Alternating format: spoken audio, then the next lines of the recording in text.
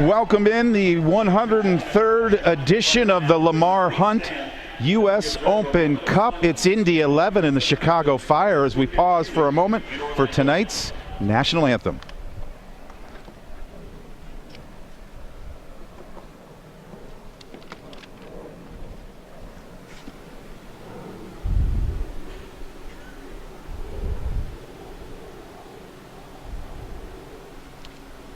Now, please remain standing and direct your attention to midfield as Section 8's very own Frank Cardenas performs the United States National Anthem.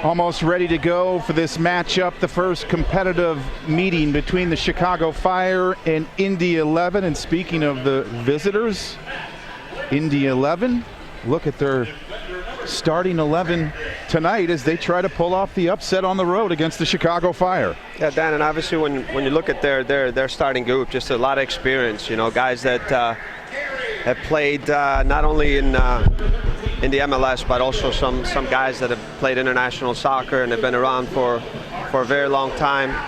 Really experienced coach, and Tim Hankinson has done a really great job and has kept this group really organized, disciplined, hard to break down, and obviously going forward they got some quality with Justin Brown and Zaid, who's just really a poacher in the box. If you give him service, he's got a lot of quality to finish, and so it's not an easy match tonight.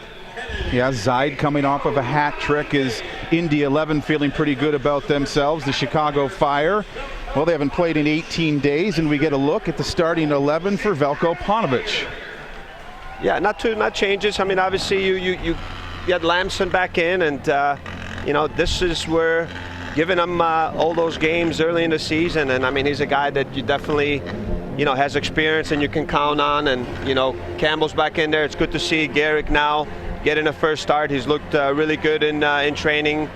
He's been sharp, and he's an experienced guy. The rest, Vincent Ramos, and obviously the three midfielders that do so much work with Gian, Polstra, and Cochise, and which gives the ability of Alvarez now just to be in between the two strikers and be more of the attacking guy now, and obviously David and Igbo bring so much pace, and I think it's something that they have to utilize today against this Indy back line. Chicago Fire, Frank, have not played in 18 days. Indy 11, they still have the scent of champagne on them after capturing the spring season in a miraculous home win this past weekend. The first 15 to 20 minutes, will that be more critical than usual because the Fire have had that off time? Yeah, I mean, we talked about, moments when you get a little bit break and it's good, but obviously, the Fire, the last two MLS games, they really were playing well. Their timing, their sharpness, the movement was better, their understanding between the players, they were coming off some really good games, and you get this break now in 2 weeks, so the concern is always the first 15, 20 minutes, the start of the game. But, I think you know, you heard Pano talking to the players and how important this Open Cup is, and you can see by the team that's out there on the field. I think the players understand the history and what the Open Cup means to the city and to the fans here, and you know, and I think it's just a mentality. And for sure, the first 15 minutes are key to come out, make sure that you know you really focus, you're determined, and you come out and you push the tempo early on. The Fire's speed advantage, you think that could be a big benefit tonight? No, definitely. I mean, when you know, I went down and I watched this Indy team and against Louisville in the Open Cup match, and you know, they're an experienced team. You know, and then you look at all the players and you know the amount of games that they've played, not only in the NASL, a lot of MLS veterans here, and a lot of guys that have played internationally. But they do lack some pace, you know, and you know the key is going to be, you know, they're going to stay more compact and look to break. So it's just a matter now hitting them on transition and just picking up the tempo, making sure that the game speeds up. And you know, now it's a lot faster for them because at this level it's a lot faster than what they're used to playing. They needed to score 4 goals Saturday night to win the spring season, and Indy 11 did so.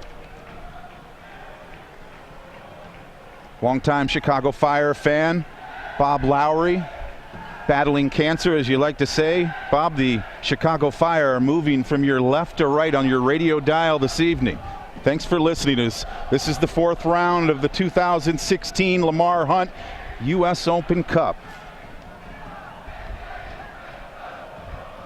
5 wins away from earning a berth in Champions League. A big carrot there dangling. Well, that's the thing. And I mean, I think that, you know, the Fire's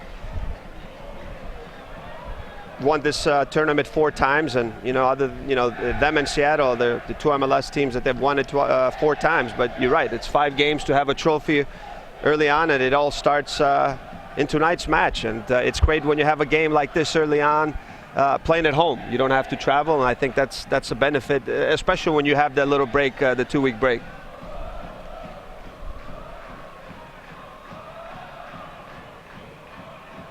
First touch of the ball there for Igboananike.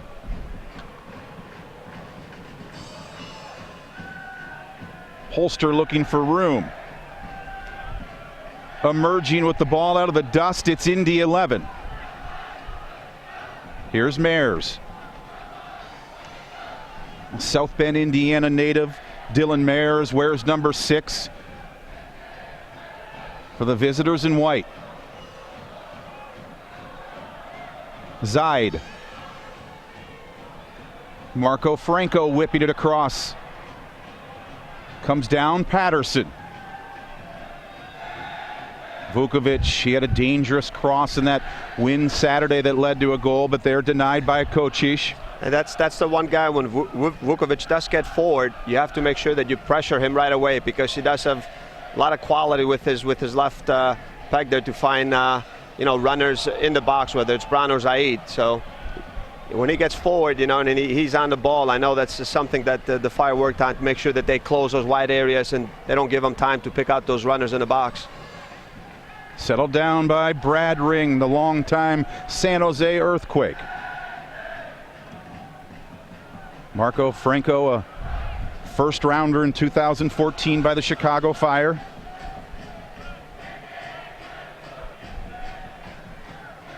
He was 13th overall, Franco.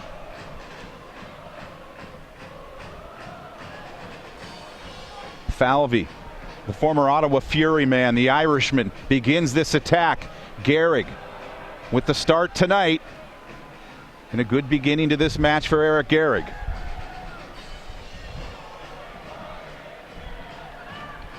Janicki stops David Accam at midfield.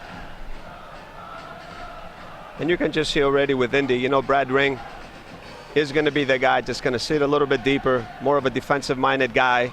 Make sure that they always have numbers up, especially if they're outside backs, whether it's Franco on one side or Vukovic get forward. They want to make sure that they have numbers up in the back, 3v2. They don't want to leave Igboananike and Accam 2v2 with the 2 center backs.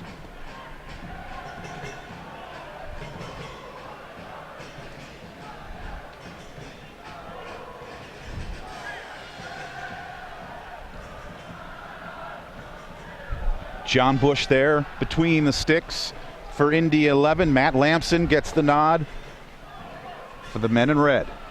Brandon Vincent sprouting up. Igboananike. Alvarez lays it off for Cham. Polster spots Ramos down the right side.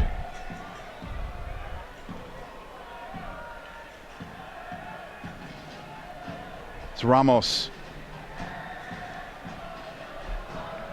Takes it wide for the first time this evening, but easily closed down by Indy 11. It's good stuff there by Lacroix. Am I saying it right? That's the first pronunciation, I guess. Just staying with Ramos. He does have pace out wide, so it's be interesting to see that matchup. But you know, early on, you can just see that. I mean, obviously, Indy's going to just drop back in their block of their 8 and just leave kind of Brown and Zayed on top and really stay compact and organized and just look to counter. So it's really important just for the Fire now. There's an opportunity to be quick in transition to hit them. If not, then it just the ball movement's got to be a little bit quicker now. 1 or 2 touch play just to unbalance their lines. It's the voice of Chicago soccer legend Frank Klopas. I'm Dan Kelly. So good to have you along tonight on the broadcast. Still early times here in Bridgeview, Illinois.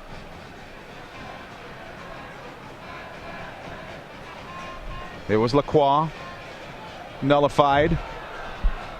And trying to get a look there, the most dangerous Indy 11 forward, Zayed.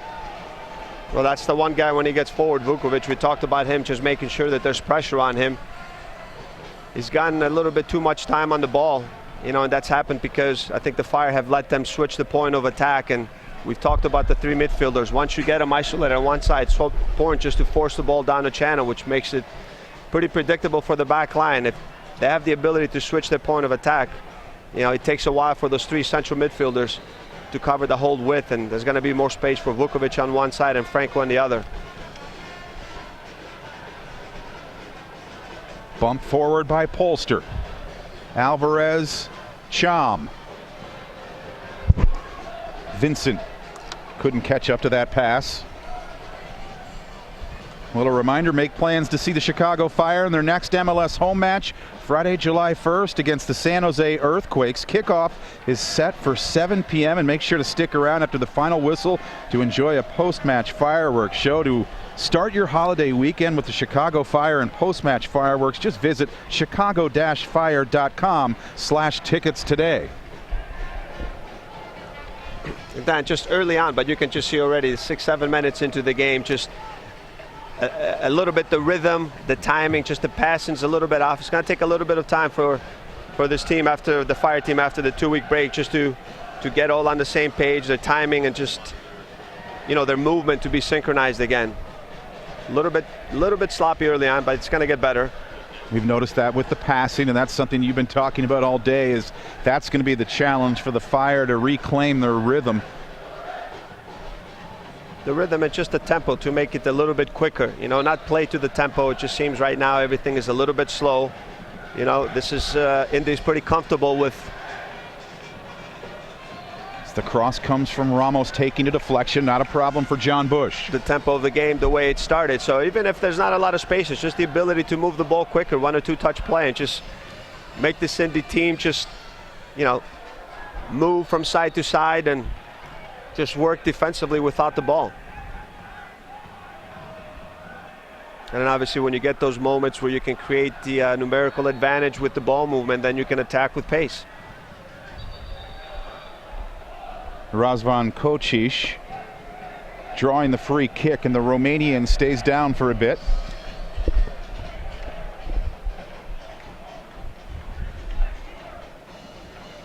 And these guys are fans too, watching the Euros and Copa America. I'm sure a lot of the Chicago Fire players itching to get back onto the field. You know, definitely there's so much soccer on, especially Razvan, you talked about it. His team Romania played today. Shimmying loose is Alvarez. But a nice tackle quickly quiets down the Fire's attack. And that's a good spot for Alvarez there in those pockets where he can get the ball and turn. And if they're able to find him more with those early balls, I think the Fire is going to be able to create a lot of opportunities. It was Falvey with the most recent defending for Indy 11. Because Alvarez got that quality, you know, whether to finish plays off with, he's got a really good left foot, but also the ability now just to pick runners as they make those runs behind the lines. Really clever player in that final third. Can bring that quality and something different up obviously, to the team and to the game. Pressure from Igboananike, forcing the turnover there on Franco. Brandon Vincent. Right before MLS went dark with Copa America, it was Brandon Vincent playing some of his best soccer during his young MLS career. Ramos. A little behind Cochi. She has to wait for it.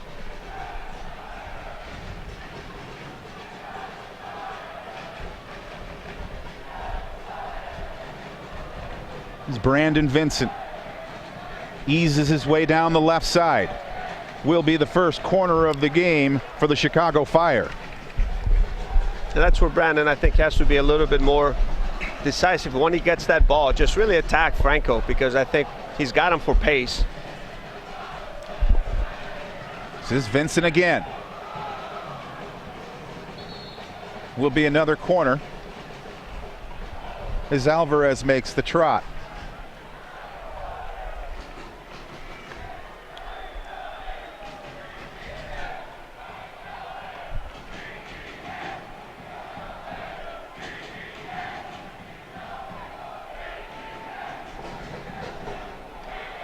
Not struck very well by Alvarez. Trying to reclaim it as Brandon Vincent. Will be a throw for the Fire.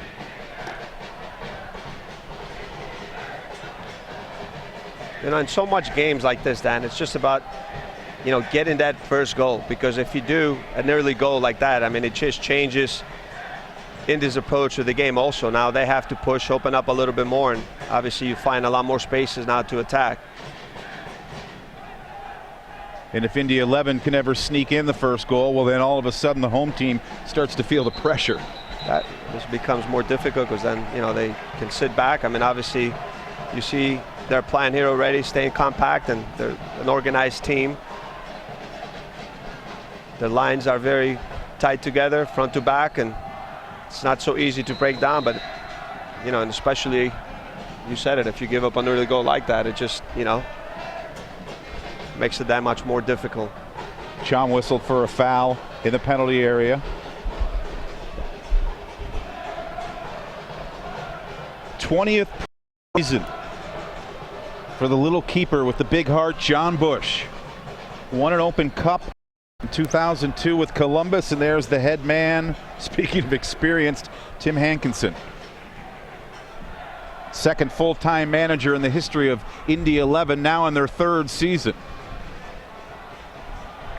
Indy 11 now trying to threaten the other way. The cross coming, dealt with quickly by Eric Gehrig, but now the first try from the corner for Indy 11. And this is where Ramos has got to, you know, in the first 13 minutes here, he's got to really figure out, you know, his opponent there. You know, he he dives in, he doesn't get the ball, and obviously Lacroix, he's got a lot of pace there, so he's, you know, it's better not to dive in if you don't get the ball, and he goes around, and, you know, I think that's, we talked about that battle there on the side, and then it becomes really dangerous because they do have some quality then.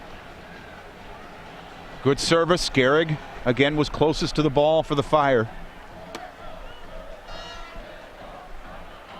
As a defender, the minute you slide, it's almost like you have to get the ball. I mean, that's got to be your last option.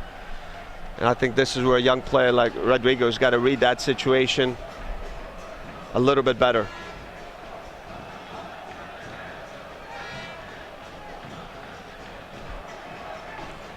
Justin Braun.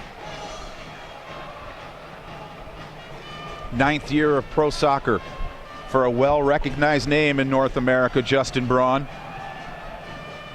It's amazing talking about that. Just something comes to my mind when I read something about the great Paolo Maldini that played. He says, once I slide, I'm beat already. You know, it was so much with him reading the play, and even though with his tremendous pace and experience, you know, he said that's the last option. If I slide, I'm beat already. Chom up for it, second ball. Parried aside by Matt Lamson. His first work of the evening. Didn't get a lot behind that one. It's just that second ball coming out, and, you know, the Fire were a little bit late to react to it. Patterson picked up that ball and I don't think got quite enough behind it. And then Lamson just pushes it out for a corner.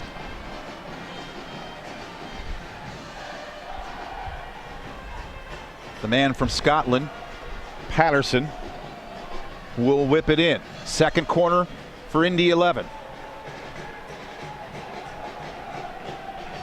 Picking up the scraps, here's Mayers. Campbell and Gehrig colliding, rising up for that. Helped away by Khalid Cham. So not a lot of touches so far in the early moments for Igboananike or David Akam. Here in the 15th minute.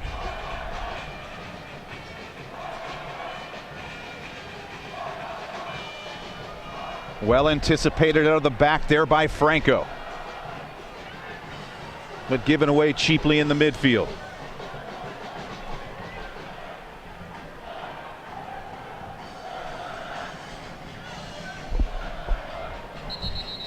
Just telegraphed that one a little bit, but you just need a little bit more movement as Igboananike comes there checking for the ball now. Can you have Akam running behind him, or even on this left channel here, Vincent, giving Polster more than just one option to play.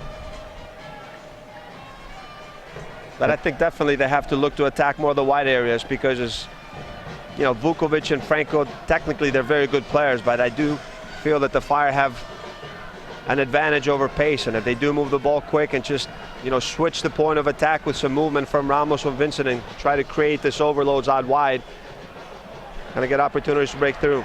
Igboananike, Akam didn't get full contact, ends up being an easy claim for John Bush. That's just a good play though, good read by Cham to step in and win that ball. You know, and Cham, and you know, obviously, sorry, Akam wishes he had that one back, or said a little bit more time on that one. I just think, you know, and that's one of the things. You're 2 weeks out now. It's just you get in those moments, and you know the timing is a little bit off. The sharpness is not there. That's why I think this game is important. It's also crucial to make sure that they're very focused early on in this 15, 20 minutes into the match. Lacroix dances his way into the area.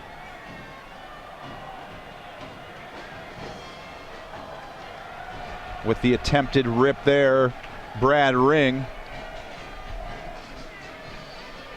Will be the third corner of the evening for Indiana's team, is Veljko Paunovic.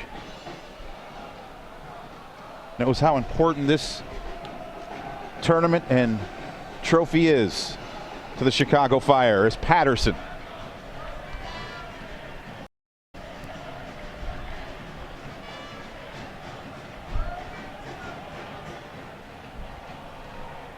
Zaid got ahead to it. No, they do have some big guys going in there. You know, obviously with all the set pieces, because Zaid is 6'2", Braun obviously 6'2", 6'3", Vukovic coming in. So they have some big targets that they can aim for in the box. So I think just, you know, given all this opportunities through set pieces, dead balls, corners, I think, you know, the Fire got to clean that up. A reminder, Chicago Fire Soccer in the Community has announced its 2016 Little Sparks and Summer Camp locations for children ages 2 to 16. All abilities welcome. For more information on specific program locations, visit chicago-fire.com/youth. Patterson again. Just a touch behind Justin Braun. Ramos with the clearance. There it's Janicki using his height advantage to win the aerial challenge from Igboananike, but now it's Janicki losing it to Alvarez. Cham down the left side. Khalid Cham cuts to the middle, lets it rip wide of that far post, but not a bad idea. Then you can just see that, and you're right, not a bad idea at all. You can just see what he was trying to do as he cuts inside. He's looking at the back post, and it's a good effort there. You know, but good opportunity on the break. There you see it again. He cuts inside and he's trying to bend that ball in the back post, but I think, you know, Bushy had that one covered all the way, but not a bad idea. Good opportunity on the break there. When they get it, they have to go quick, because you can just see the numbers that Indy gets behind the ball. It's only been 19 minutes, but this has been the most comfortable Khalid Cham has looked in a Fire shirt during his brief stay.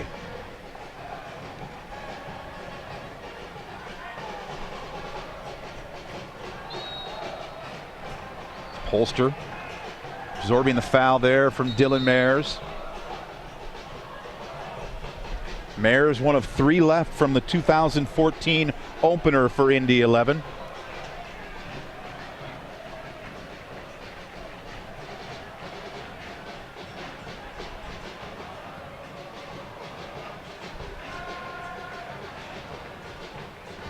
Little interchange there between Ramos and Alvarez.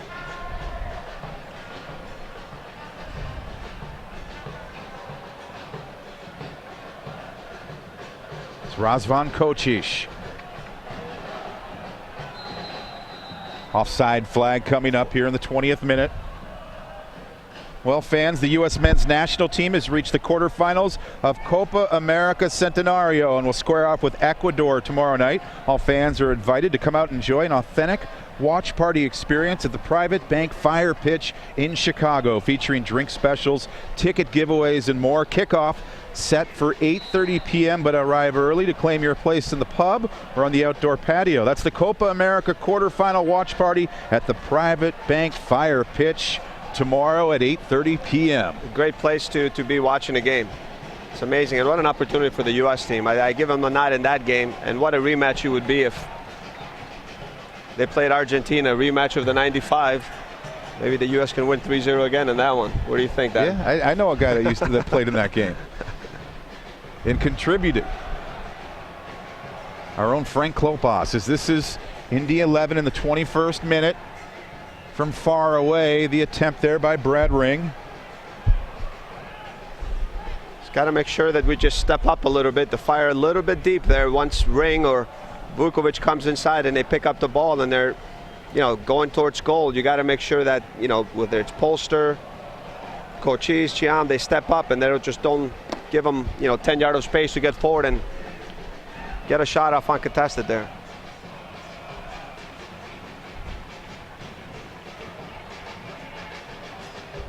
Ramos spotting Iguananike, makes a slippery little turn. Khalid Cham, flag stays down. Cham the cross, and it's a calm off the woodwork. Picking up the pieces, this is Iguananike.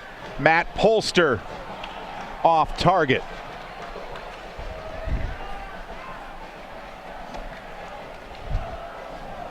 We saw that one a little bit, but what a great opportunity. I mean, they get the ball, and obviously Chiam makes that overlapping run. Great first touch, and you can see he's looking all the way to lay that off to a calm, and that's where you get chances like that. And now you got to convert those into goals, because now you're 23 minutes in.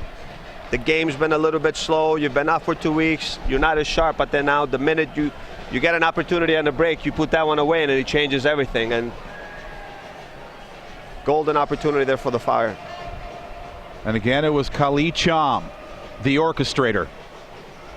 Going the other way, Lacroix and Indy 11. Now it's Justin Braun. Alvarez and Ramos there to meet Braun. Jabbed away by Ramos, but Indy 11 stays behind the ball.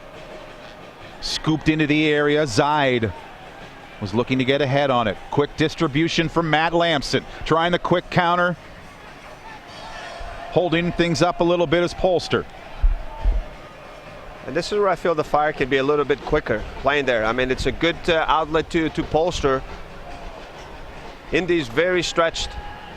And you just got to go a little bit more faster pace and tempo, the commitment to make those runs without the ball. And once you hesitate, you give them an opportunity to get their set with their block of 8 now behind the ball, and it becomes much more difficult to break them down.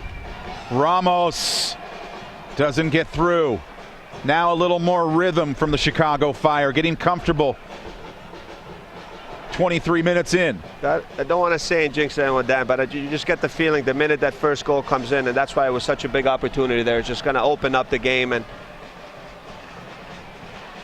especially from the Fire standpoint.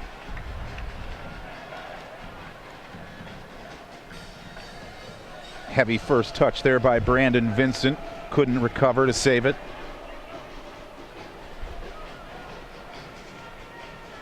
It's interesting watching Jonathan Campbell tonight. He's relied, and admittedly so, on Johan Kappelhoff, just saying you always know where Kappelhoff's going to be. The good thing with Garrick, though, he brings a lot of experience there too. And I think that's the thing, you know.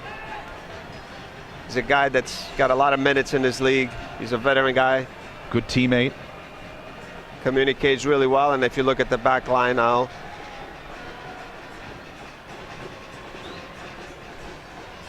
Patterson, Mares, escaping there as Matt Polster and with possession. You know, you look at that back line, and obviously Ramos and Vincent, the guys that have gotten a lot of minutes have played, especially Ramos of late, and then, you know, bringing Garrick there. I mean, he's just a solid guy. You know what you're going to get from him. Brings a lot of experience. He's going to compete. He's not going to make the big mistake in the back.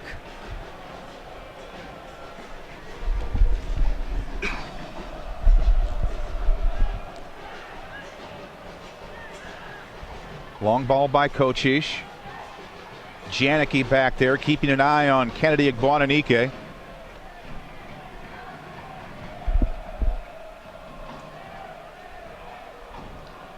If you're just joining us, Kali Cham has probably been the best player on the field for the Chicago Fire so far.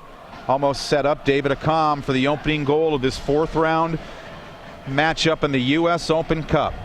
It's just been a good game early on for him because he's defended well, but then now, you know, he's got that ability where he sees the field and options before he gets the ball, and his first outlet, he's always looking to play forward and has that ability now to make those late runs from those deep positions, and he's not easy to track or pick up, and he's gotten some good opportunities to finish the playoff himself. It'd be a little bit more selfish, but in that last one, he looked up and he saw his forward and wanted to reward him, and other than the post, which happens to be the goalkeeper's best friend at times, it should have been 1-0 for the Fire early on.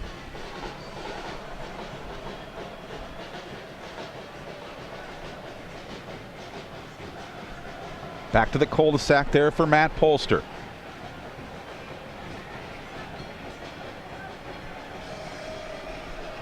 Matt Lamson gets the start in goal. We anticipate Veljko Paunovic will go back with Sean Johnson for Saturday's MLS match against the Colorado Rapids. Good little interchange between Brandon Vincent and Kali Cham.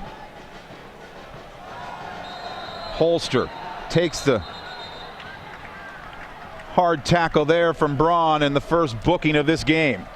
It's a good call by the ref there. Sorry, Dan. Yeah, I mean, you can just see it's a late challenge where Polster just beats Braun to the ball. He commits to the tackle, and then he just gets his foot there. So, you know, the ref really is in a good position to make that call.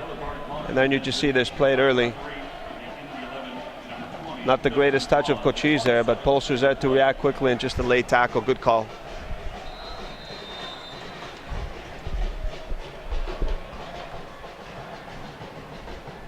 So I like to see Vincent a little bit more when he receives those balls like that, just to open up his hips and see options playing forward, because that channel ball down to Agbuananike and the channel is on, and you know, if you play that and there's a foot race between him and, you know, and Favi in the back, I would like to take that opportunity to take that 1v1 challenge all the time. Dealt with well by Eric Gehrig. On the counter, the first time we've seen the pace from David Accam. He drags Franco with him and draws the call.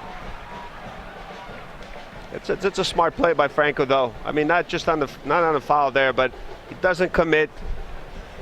He's trying to delay as much as possible, so there, you know, it gives an opportunity for the Indy players to get back in position and recover, but also Favi there now is in a position that if Accam just pushes the ball, he's there maybe to help and double team, and, you know, obviously not the smartest foul there, but gives the Fire an opportunity for a set piece here, which you got a guy like Alvarez that can deliver some quality balls in that box, and I think this is also an area they got to look to capitalize on tonight.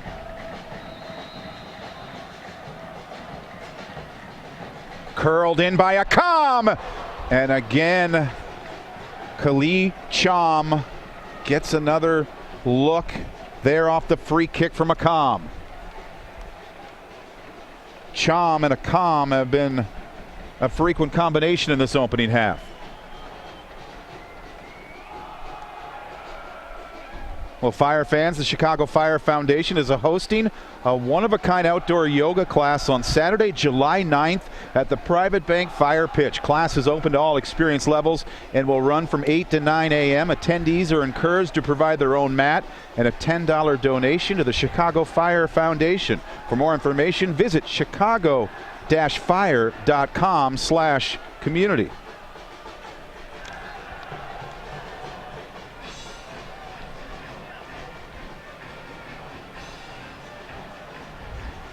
Word on the street is that Frank Klopas likes referees nowadays, and he's going to participate in his first yoga class this summer. Here's Igboananike trying to slip loose. Bush stopping that cross and pushes it out of trouble.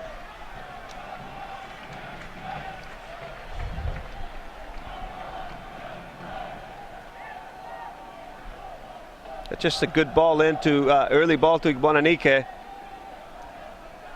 Really good job just to get the ball across into the area, and Bush just a even better job just to clear that one out of the danger area. There he was working. Firehead runners going in. Sorry, Dan. Yeah. He was working on Falvey. From Kevin Egan's favorite country, a native of Cork City, Ireland, Colin Falvey. We're just a little over a half hour in.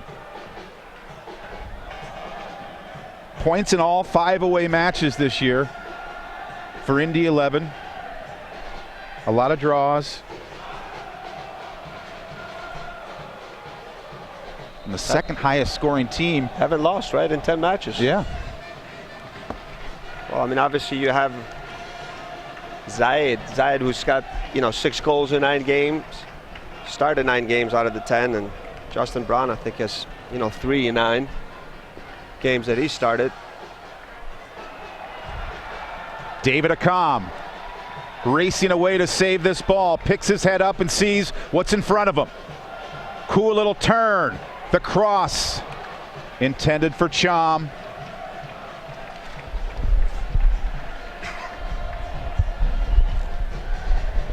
This is Brandon Vincent across the face of goal. Drops down for Ramos. Kocic back to Ramos, watching him there closely as Patterson.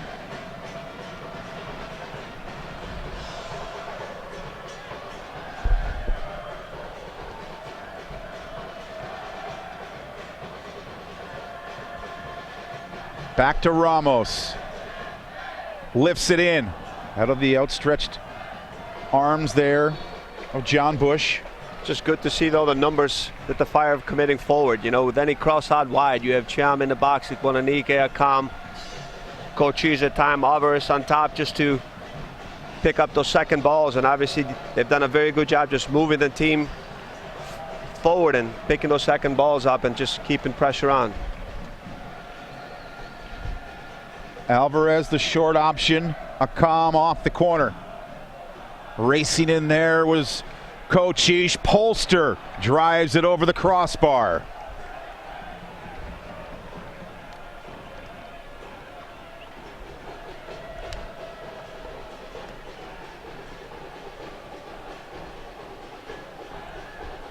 So they've been creating chances better, the Fire, recently. In their last 2 MLS matches, a win over Houston, a draw against the defending champion Portland Timbers, and generating again a ton of chances here in the first half, but looking for that final finish. Yeah, and I just think those chances are coming because when they win the initial ball and now their ability just to play quicker, whether it's that forward front pass or even when Indy is set now, just ability to move the ball quicker. Let's do a great early ball here. It's a good one by Alvarez. Accam helped aside by Bush. Again, not full force behind that Accam attempt. And opportunities like this are going to come because they're organized, and it's great to see a guy like Alvarez there. Just the minute they win the ball through a mistake, just his head is up. He sees these options played, and that's what you want. You want this, David Accam now in space running one-on-one against you. Try to pick that back post, and it's just a good save by Bush there. So the vision and quick decision-making from Alvarez leads to another chance. Ramos. Gehrig was moving up for it. but it's recovered by Indy 11.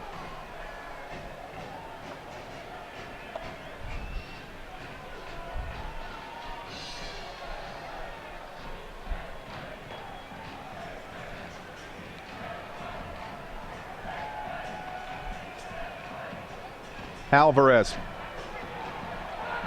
Razvan Kocic, the cross gets by the hands of John Bush, but helped out by his defenders. It's just good stuff by Chicago here. I just feel it's just a matter of time. You feel that goal coming. Indy seems a little bit tired. It's a good job by the Fire. They're just moving the ball, keeping possession. A little optimistic there by Rodrigo, taking 35-40-yard shot, especially when you have Alvarez and players out wide and players and numbers in the box there. But they just got to keep the tempo really high. If they do that, then their ability to move the ball quicker and not slow the game down and not play into Indy's hands, the opportunities are going to keep coming, and one is bound to go in there.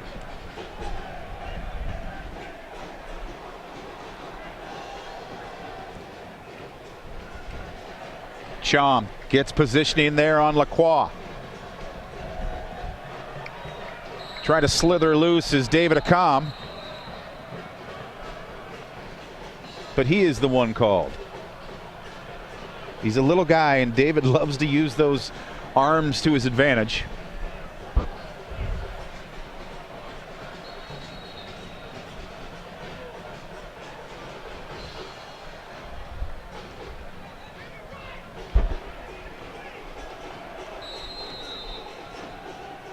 How do you think John Bush would do in the broadcast booth one day, Frank?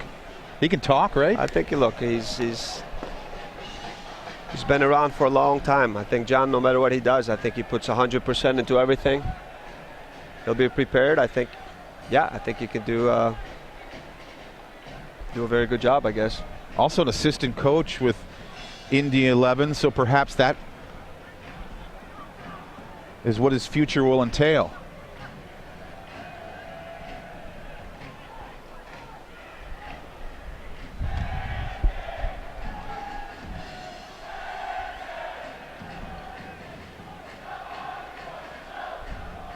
Ramos and Alvarez move their way down the pitch.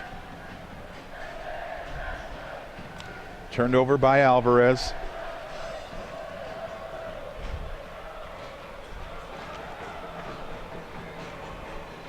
Don't forget the Fire's next match in MLS competition, July 1st at Toyota Park against San Jose. Some post-match fireworks. What a way to start your holiday weekend with the Chicago Fire. Just visit chicago-fire.com/tickets today. Recovered by Razvan Kocic. You just see Hankinson has made a move where they switched Lacroix here on the right side now, and Mayer's on the left. And I felt when it was the other way around in the beginning, they had a little bit more success with Lacroix just picking up the ball and running at the back line. Chom gets it on goal, but right at John Bush again. He's been moving down that left side, Khalid Chom, and cutting to the middle, and he's been effective. Cutting in the middle for shots like that, but also I think he's been really dangerous now. A little gaff in the back. David Accam trying to exploit it. Bush preventing the cross. Another corner for the Fire.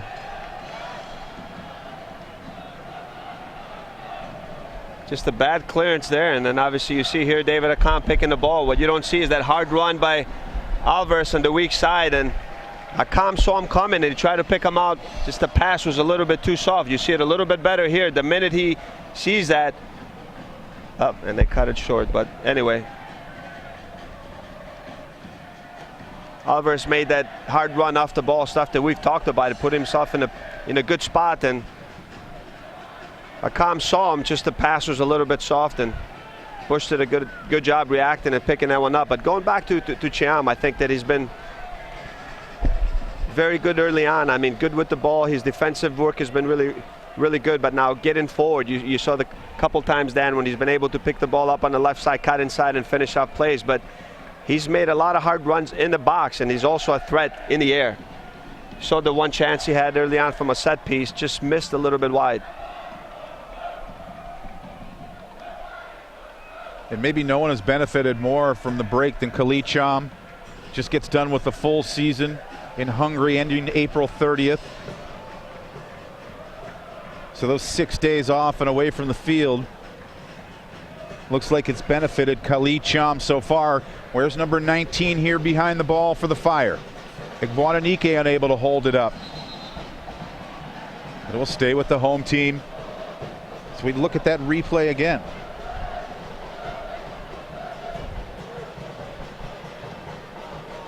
Did you see here again that the replay, the bad clearance by Falvi, Akan picks it up, and you see he's looking in the back post. That run that Alvarez makes, it just doesn't get quite enough behind that ball there.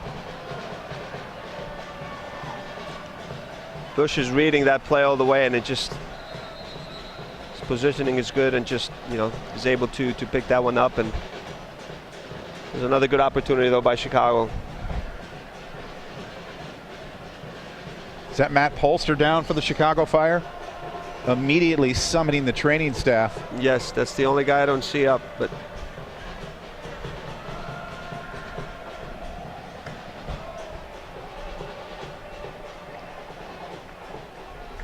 saw Logan pause there on the Fire bench. Veljko Paunovic, intelligent move having Logan pause during the break. Explain to his team the importance of the U.S. Open Cup, especially since this proud club has raised the Lamar Hunt Trophy 4 times. that 2006, Dan, you talked about it, was when the Fire won that title, marked the 9th time a team from Chicago won the Open Cup and made the Fire one of 6 teams to capture the crown. At least 4 times in the tournament's 100-year-long history.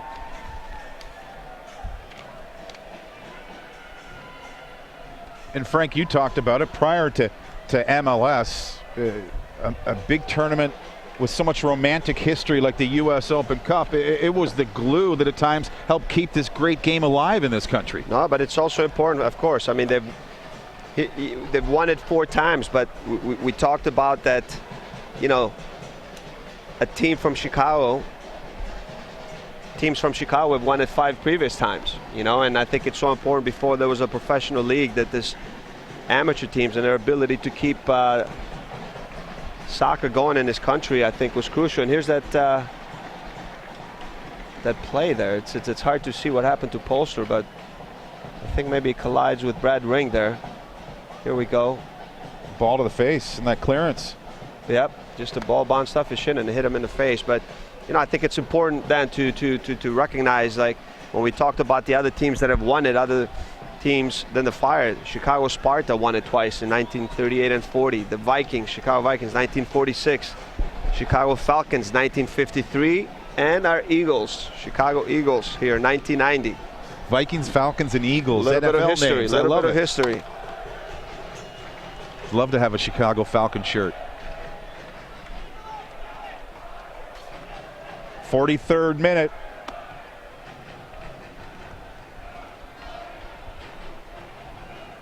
It's Justin Braun.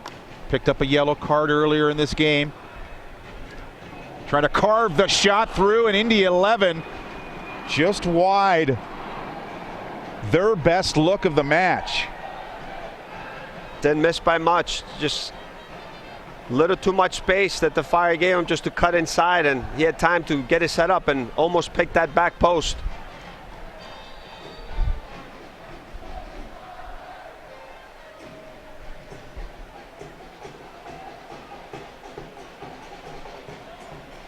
There's Mares now switching. I talked about it earlier. I didn't see him as much on the left side, but as a right-footed player, you got to know that he's going to cut inside and look to pick that back post. Just what he just tried to do there in the previous play. It just barely missed. Some space for Alvarez. Cham down to his left. Akan Igboananike sauntering into the penalty area. Back to Khalid Cham.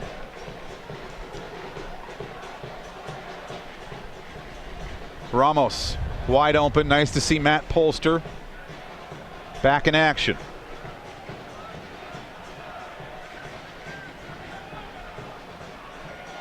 He's been a durable player, Matt Polster. Just his 2nd year of pro soccer.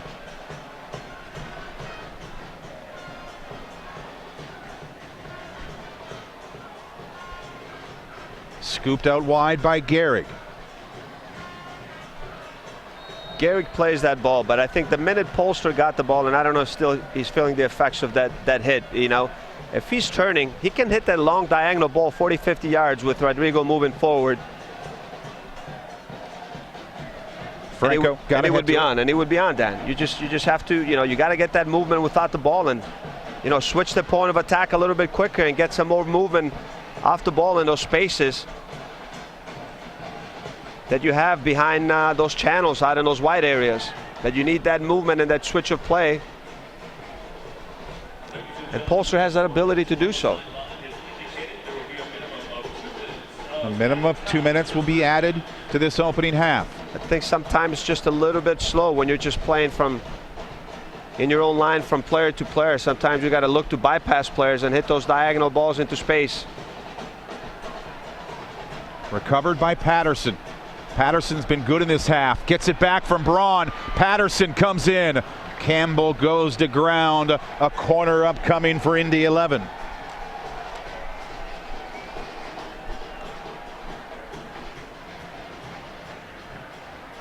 Just really good play there by Justin Braun and Mayers there on the side, just combining.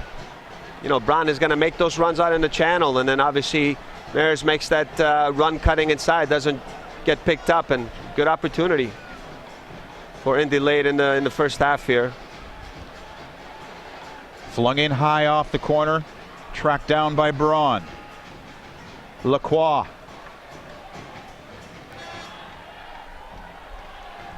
Is Mayers with the attempt.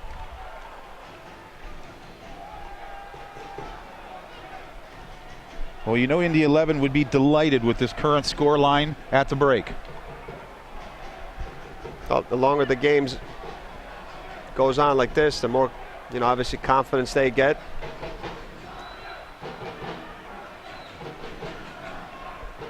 It's been unfortunate the Fire have not been able to capitalize on their chances. They've had clearly some really good opportunities to open the score.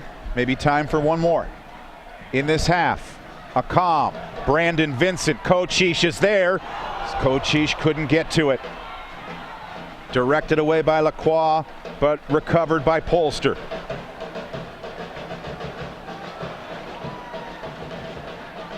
Chom to Cochish.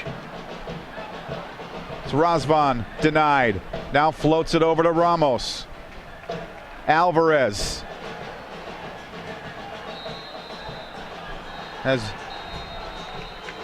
That's going to do it for the opening half. A lot of good chances for the Chicago Fire. They can't find the solution. Indy 11 had a good late chance just wide of the goal. Frank, what do you think after 45 minutes? Yeah, you know, the one thing is that you know what you're going to expect from Indy. You know, we talked about they're going to get behind the ball. They're going to try to stay compact. They're organized as a team, and they're going to look to hit you on the break. And I just think the Fire got to come out the second half and just push the tempo. The game's got to be a little bit faster. You know, and you know, when you get those chances like we talked about, you have to finish those chances. If you don't, you make it really difficult for yourself. They haven't played in 18 days. Rhythm was a big topic today. Would the Fire have it? Did you think they got back their old rhythm in that? Well, they started a little bit slow, which is expected, the 15 days, but let's not forget also the heat today. You know, it was extremely hot and humid out today, so I think in the beginning, I think both teams were a little bit sluggish. The game got a little bit better, but I think now the second half, I think their ability for the Fire, we talked about bypassing players, you know, hitting those diagonal balls early, out to those wide channels with movement from behind, and just picking up the tempo. We'll take a little break. We'll be back with you a little later on in the half. So far, it's the Chicago Fire and Indy 11, 0-0 after 45 minutes.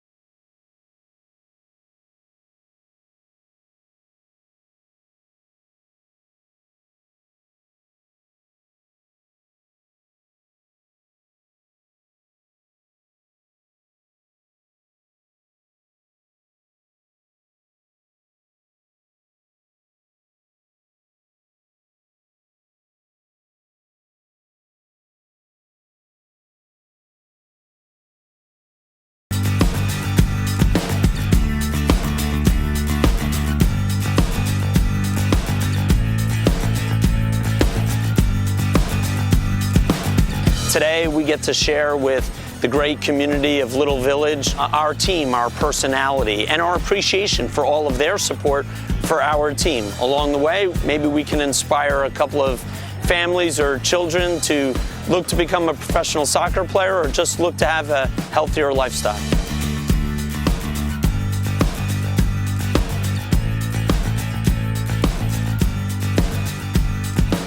So this is practice in the community for 2016 here in the Little Village community on the west side of Chicago. This is the Garrett's campus, and we've got all of our family members out here, kids who play, big Fire fans, and we do it all in partnership with the Fire. And so it's great to have the team out here, the organization out here in capacity, all the sponsor supporters, and just a great time of bonding in the community around soccer. For our kids to say that, hey, I played on the field that the Fire played on, you know, it's inspiring for them. It's always nice to get involved and be involved, especially with kids. You can make a big impact on the younger kids, and it's you can see when you meet them that they're excited to meet you, and it means a lot to them.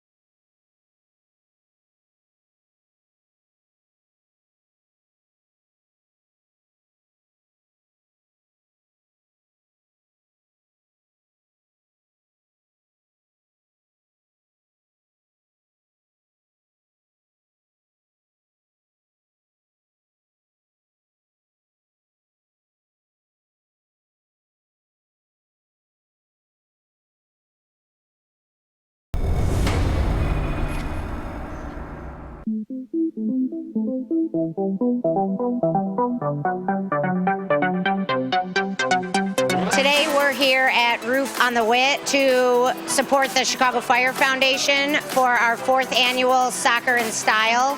Such amazing guys on our team and our whole soccer operations staff and coaching staff for their support here walking the at the other end. And it's good to see. This is one of the very few times in this game where Franco pushed forward, and right away when Lamson picked that ball up, I think Akam made that run into the channel that Franco left behind with his movement run, and he was right open to get that ball and run it the back line. I mean, Franco did a good job recovering, but just making him work that much more. If he gets forward now, just his ability now to take advantage of those spaces that they vacate with those with their runs. Brandon Vincent will keep it on the deck for Chom, returning to Vincent, right into the awaiting hands of John Bush.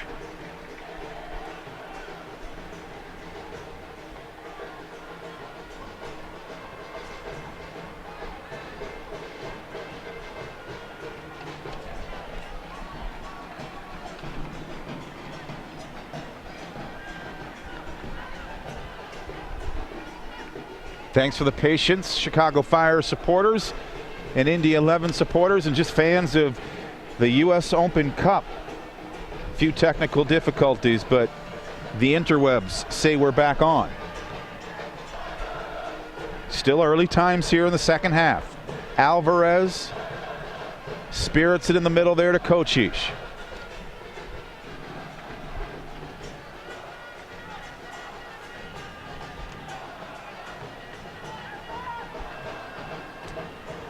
And again, we apologize for being down for a while.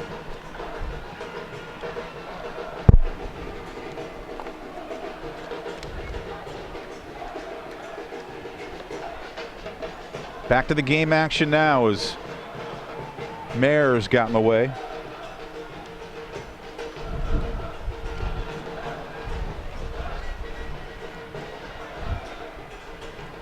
A quiet beginning to this second half. Cham loses to Lacroix. So Lacroix begins this attack. It's Braun to Zaid.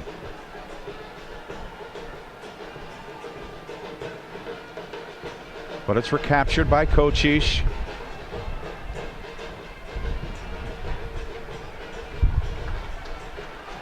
So we'll stay with Alvarez. Igboananike, he went down awkwardly. Keep an eye on number 77. As play goes on, Igboananike remains down on the field. Here comes Indy 11. The intervention from Ramos. Now to his knees, Igboananike at midfield. Slowly getting up. Stretching there is Campbell. And Kennedy Igboananike in the meantime walking off that knock. Just think, you just hope that he didn't pull anything, because as he was trying to receive the ball and holding up Vukovic coming from behind, I think he got pushed a little bit from the back, and then obviously his feet gave under him and kind of looked awkward, so you're just always hoping that he didn't pull anything. Seems to be okay. It's a good sign that he's up, moving, starting to move a little bit better now.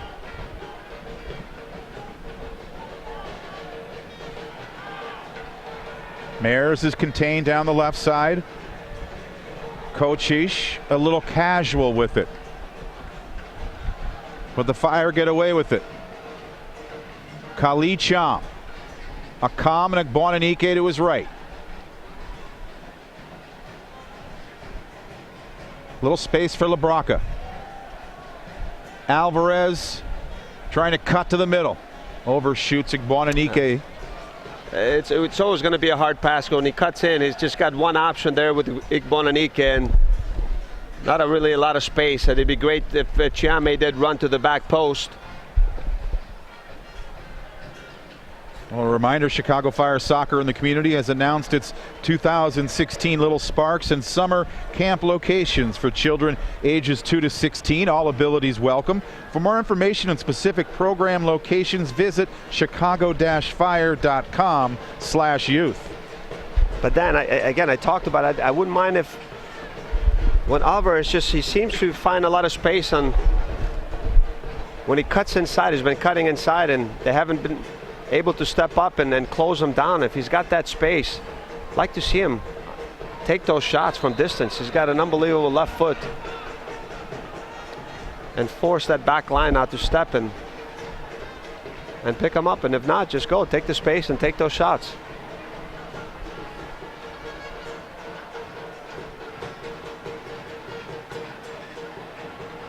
This is Campbell out of the back. A well-watched David Akam down that left side.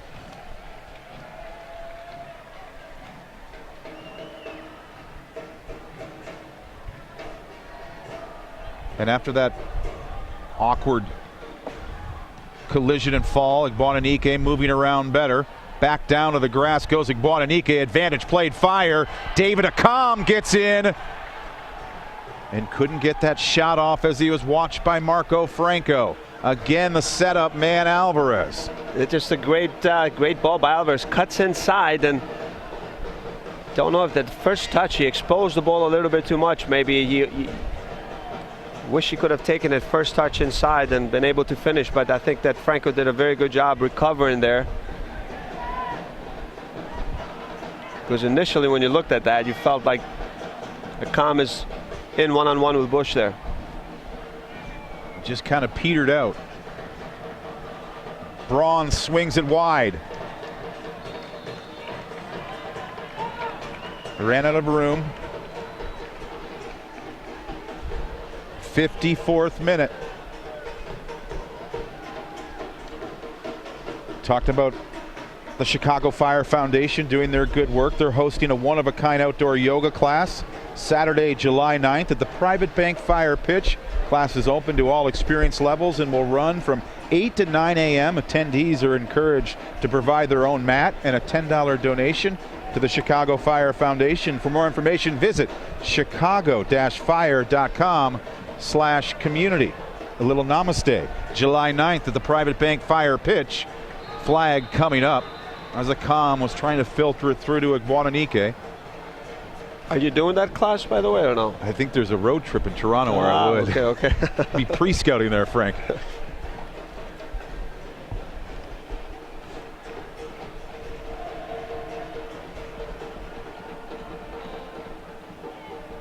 Veljko Paunovic, his first experience with a little Chicago heat. Temperatures cooling off though now here. Indy 11 trying to threaten. Ramos there, defending. Good stuff. I was just about ready to say, Dylan Maris picks up that ball. You know, he's just looking to cut inside with his right foot, but I think Ramos didn't get fooled there. I think he's seen that one too many times. And Akam felt the tug of his jersey there. That's why the whistle is sounded. Pleading for more.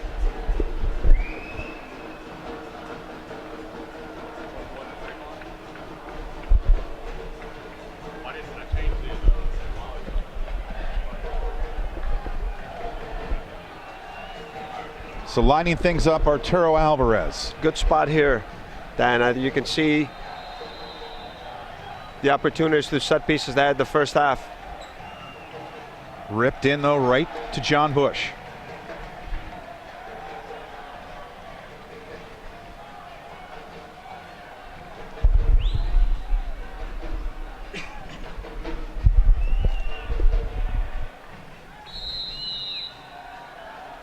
Little bump from Ramos is detected. There on Nick Patterson, the quick restart. Braun will switch the conversation to the right side in Lacroix. Making the overlap is Franco.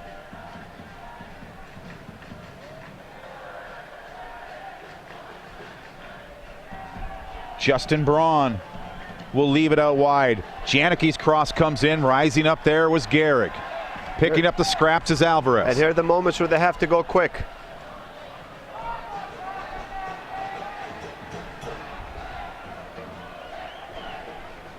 But Alvarez's pass is taken back over by Franco and Indy 11.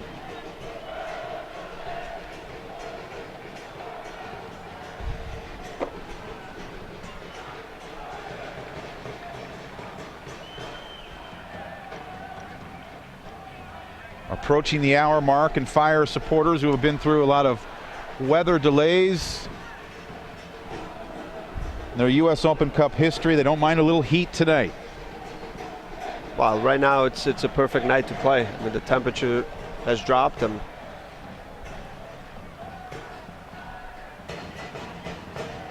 it's cooled off a bit.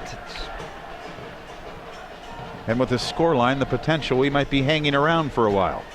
Well, I just feel that the Fire have to really push the tempo right now. I mean, they're the fitted team, they have the better quality.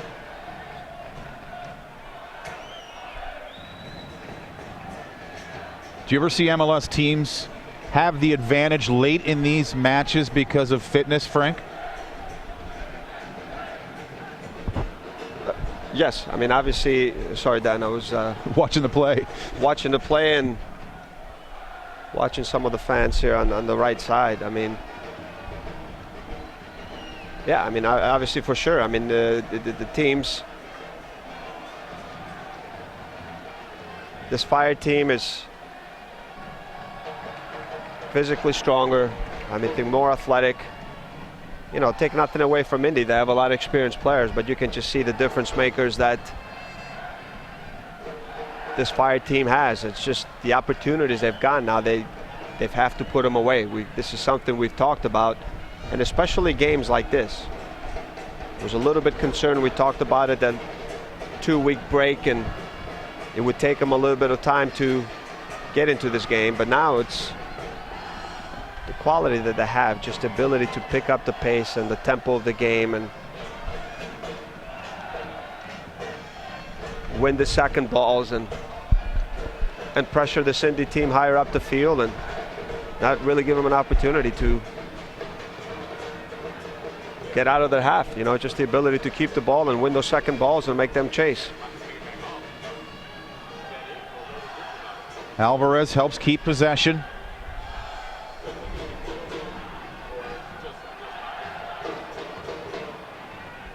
In Indy 11, they just played last Saturday, claiming that spring season. Yeah, Hankinson has done a great job there putting this team together, and obviously all the new signings that he's been able to bring, guys with a lot of experience and obviously different qualities, and it's been a hard team to break down. They're very organized, disciplined, and not giving the fire any space, and you know, they're content to sit back with their block of 8-9 there and make it difficult for Chicago to break through. Brandon Vincent chesting it down. Will be a deep throw.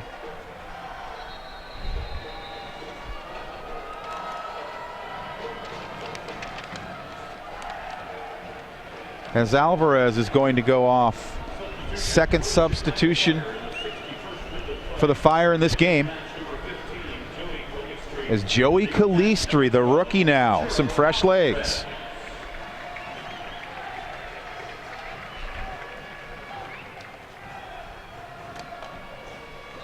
So maybe it's Calistri who finds goal.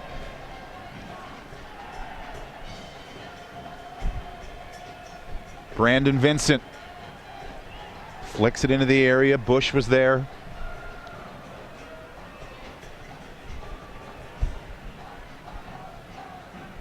What's Joey bring to this team now here? I see him just pushing out wide to the right side here, and look, you know, his work rate. This is something we talk about. He's an honest player. He's gonna work hard. He's gonna run up and down. He does have pace, and he does have that ability now that when play just develops on that left side to make those hard runs and put himself in good spots in the back post. But I think there's got to be more of an emphasis now on LaBroca and Chiam and Cochise really through the midfield for someone to do something special, whether to combine, to beat someone off the dribble one-on-one, because you know they're moving the ball slowly. The Indy team is pretty organized, and now it's just got to take one special play, whether it's the forward line of Kamenic Bonanica combining, or one of the midfielders just, you know, making a special play, beating one or two players and creating something. Not giving Kennedy Bonanica a lot of time on the ball. And there it leads to a counter from Indy 11.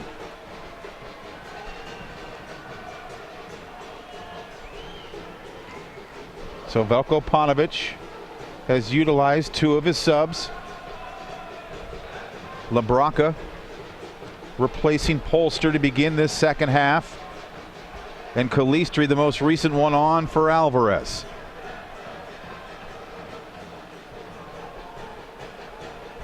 Vukovic. And this is long hit, parried aside by Lamson as Braun got it away. And that's the one guy we talked about early on, Vukovic, and he brings that quality when he's on the field, and his ability now to play out of the back, but when he gets forward in that final third, and you just saw that, you know, he's got the quality to find Braun in between the lines and in that space where he's able to turn and get that shot off. So got to make sure now as the game goes on that they don't lose track of this guy. As he gets forward, they don't give him a lot of time on that ball, because he has that quality, Dan, we talked about, to find those open players or deliver that quality ball in the box. It's a nice stop by Lamson. Vukovic, you may remember him with the Columbus Crew.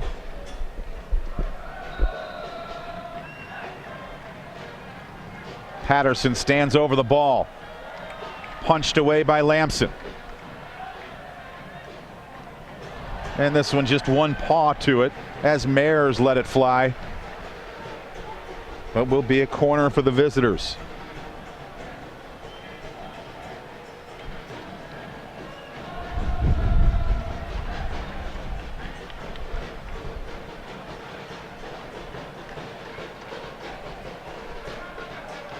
Ring and Mayers ready.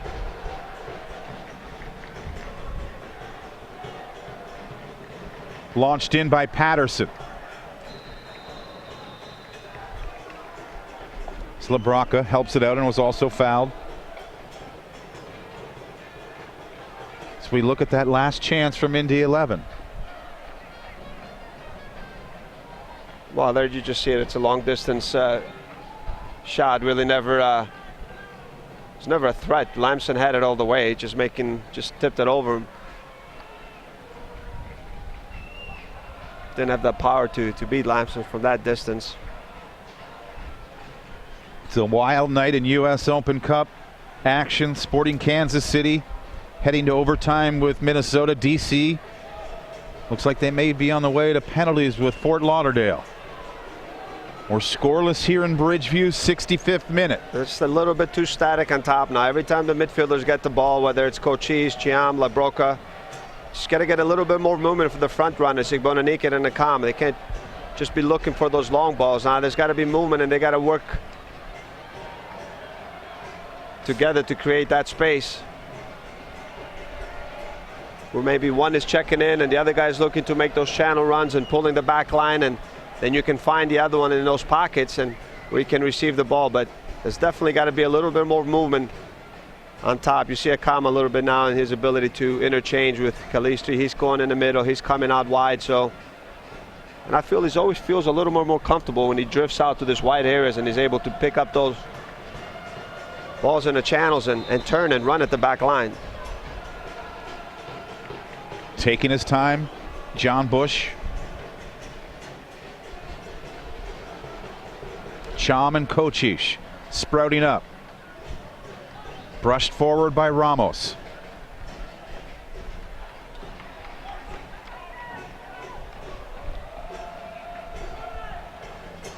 It's been a good first year in MLS for Ramos. Had that flub against Portland on the clearance, but overall he's been solid.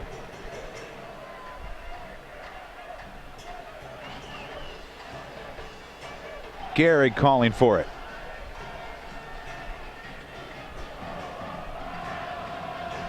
Well, that was the scouting report on Indy 11. You can maybe take advantage of them with your pace, but they're a difficult team to break down. And that storyline coming to fruition here. Look, they're playing a different game obviously here against Chicago than they did when I saw them against Louisville, or their last game against Carolina. They scored 4 goals, so they scouted the Fire team well. They knew their pace. Obviously, then they knew that they can't give them that much space to attack their back line, and so they got behind the ball. They stayed pretty compact and pretty organized. The Fire had their chances, and we talked about what an early goal would have done, but look, you got to just stay focused and make sure you find a way now to get a goal and advance, especially here at home. Cham gets some help from Razvan Kochish on the takeaway. But they take advantage of Razvan Kochish's pass there. Zvukovic trying to exploit it, but foiled.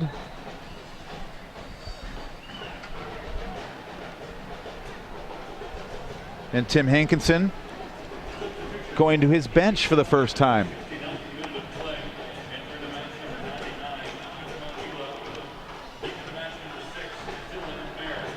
So Eula will come on. And this is the new forward they just signed. Dan, obviously 34 years old, but when you look at the pedigree and the countries he's played in Holland early on, and Anderlecht, obviously played in Hungary, has played in Turkey. So another guy that brings a lot of experience at a European level also. He replaces Mayers.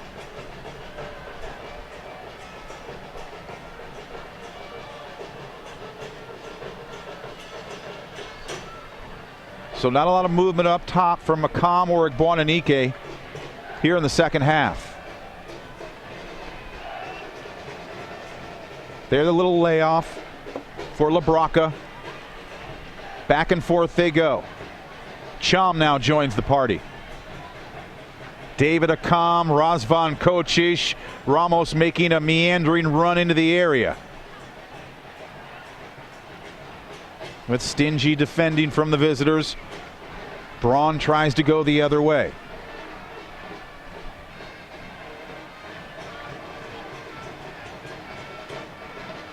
Nice job by Lacroix for Indy 11 to keep the ball.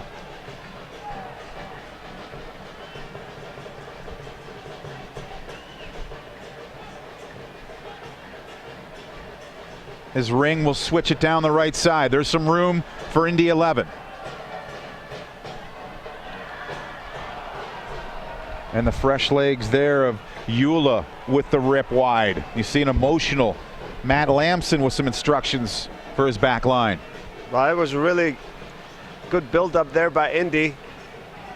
Worked the ball here from the left side and switched it to the right side to Franco, who found Eula in a very good spot in between the lines there. And the guy coming in, just he had a lot more time than you see. His first touch, it bounced a little bit. It just got under it. That was just good ball movement and a good opportunity by Indy here. And as this game goes on, Dan, you know, it's gonna be more stretch. There's gonna be more room, more spaces to play through. Maybe some mistakes. So just so important now to see who capitalizes on that. And if you would think with the quality of the Firehairs on the field, they're the team that's going to take advantage of the players fatigue a little bit and there's more space available. Yellow card on Patterson, the second booking on Indy 11, joining Braun. You just see it there again, just late on that tackle.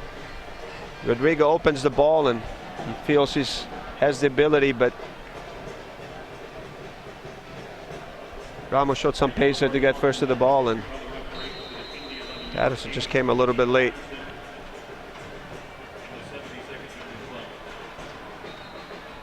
Will be a corner.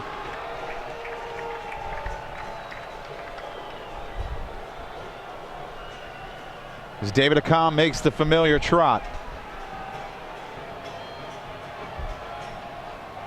Calistri in motion in the area. Brandon Vincent there with the Akam. Brandon Vincent gets the cross through. Rising up was Razvan Kocic. But a foul in the area. This will come out in the 73rd minute.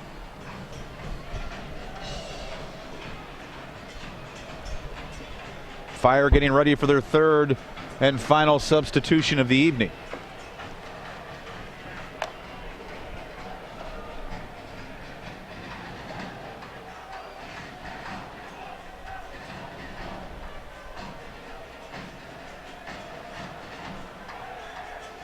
A step up by Brandon Vincent, but Indy 11 stays behind the ball.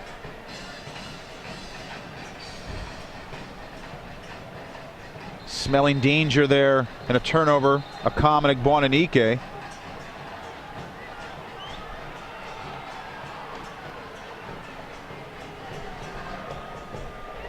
And now the third and final sub for Veljko Paunovic.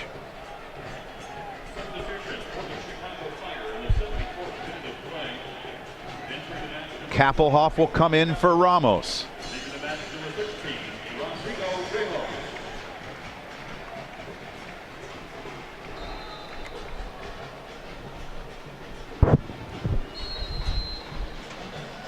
You see Kappelhoff just moving to the right side here, just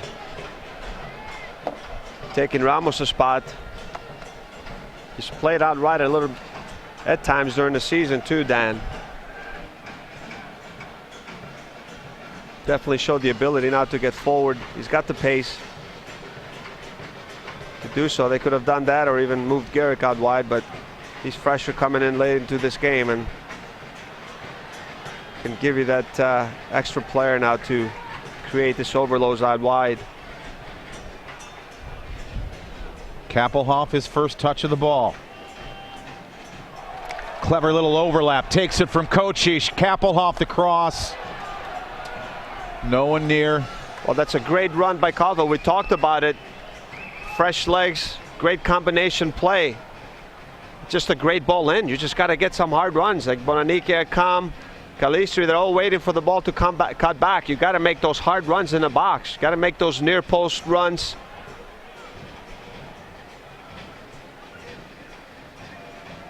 Calistri looking for an opening. No, I was just going to say, I felt it was a great.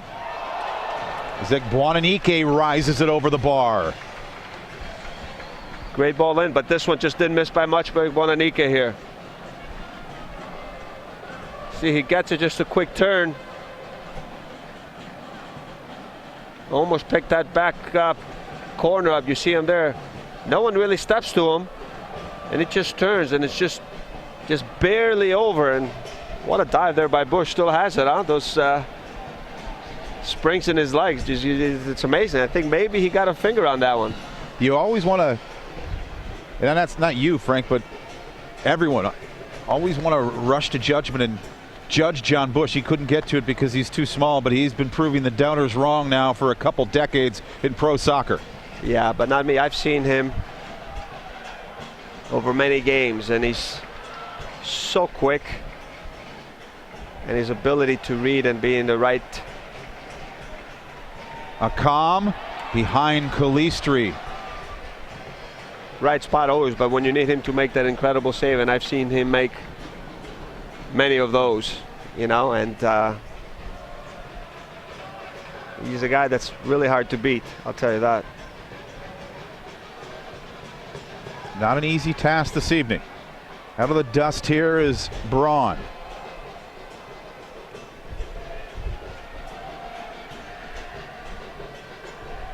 Moving into the 77th minute. Calmly on the ball is Ring.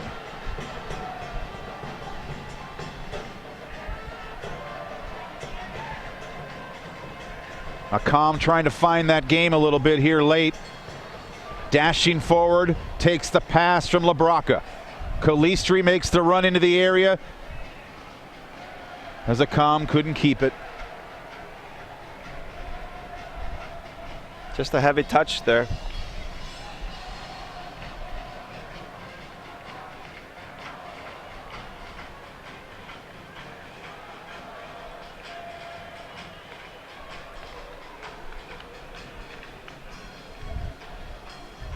Saw Matt Polster take a ball to the face on the clearance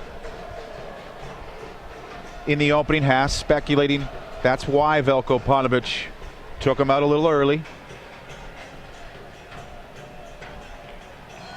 Well, let's just hope he's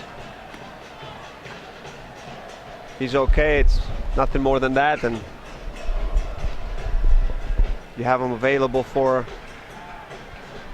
the game in Colorado, but the most important thing now is the game at hand here. Zaid with the chance as Franco launched it into the area. Another good opportunity here. As you can see, this game is going late into the second half, and more opportunities for Franco to get forward on the right side, and he has time now with no pressure on the ball to really get his setup and really pick the runners of Zaid and Brown in the box there. The ball was just a little bit just in front of him.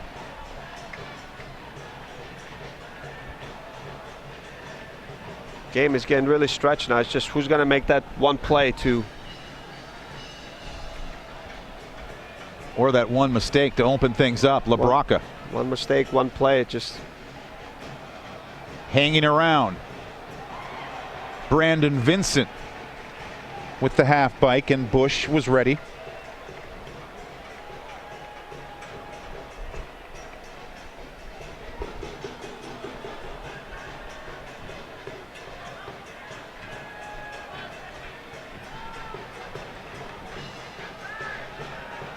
This is Vukovic. Campbell right there on Braun.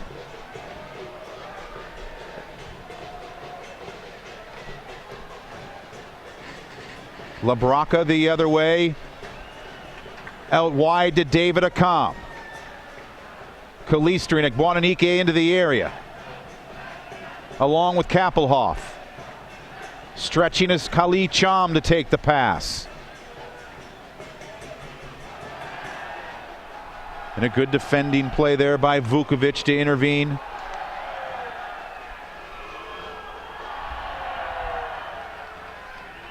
Little possession here for the Fire in the 80th minute. The Fire will face LaBrocca's old club this Saturday. I just feel this Indy team right now, late into this game. They played, they looked a little bit fatigued. They're sitting a little bit deeper.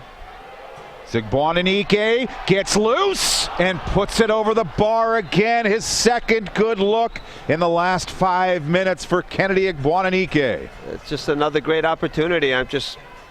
My point that I was just going to finish is just that the Fire just getting a lot more space in that final third, and Indy's slow to step up to him. I think there's going to get more opportunities now towards the end, but they just got to finish his plays, get it on target, make Bush make the save. Daniel Keller coming on for Brad Ring for Indy 11 in the 81st minute.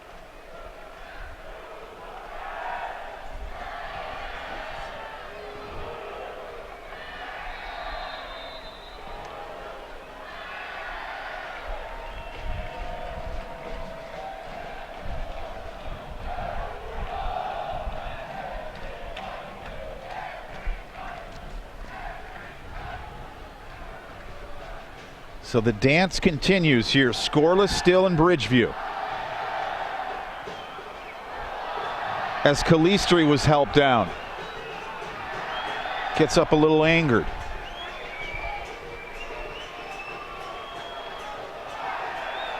So the visitors perhaps showing some slight signs of fatigue, seeing if the Fire can take advantage. Well, look, I think you bring in Keller.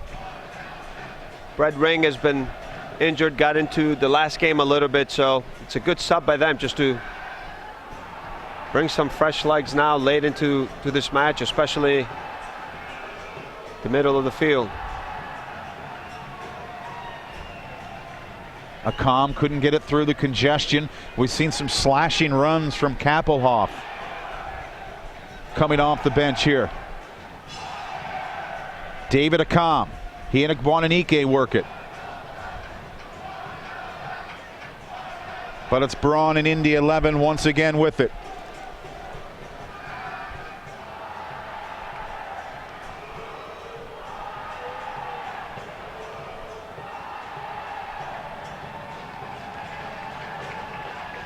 Sneaking ahead is Braun.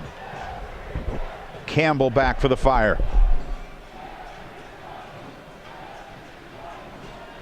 Helps recover and earn a goal kick.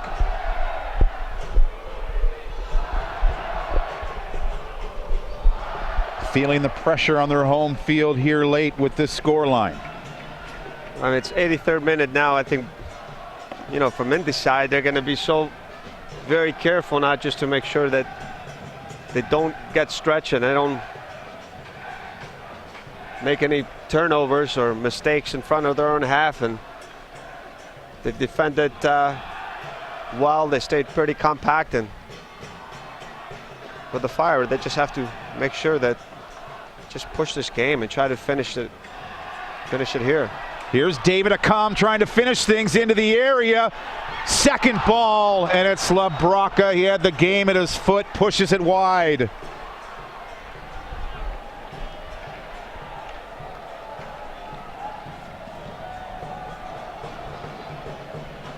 Here's that early ball now to Akam. Again, Franco does a pretty good job getting there, but LaBrocca's the one just following the play as the ball drops to him. I felt there was a deflection because that ball looked like it was going. Let's see that again. Maybe just went over Vukovic's foot. I thought he hit that one to go out wide, but Indy got caught a little bit, stretched it out the field, and that early ball. It is this game now in the 84th minute. With this opportunity, the Fire just got to finish this off then. They've been there. It was a quiet start to the second half, but the chances have been coming more frequently from the Fire.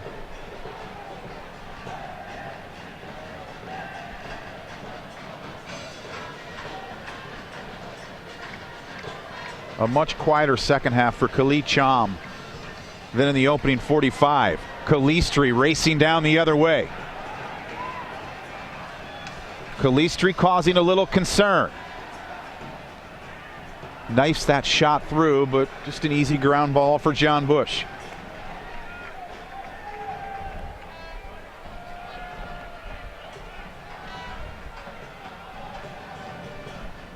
Nudged forward by Justin Braun. Zayed.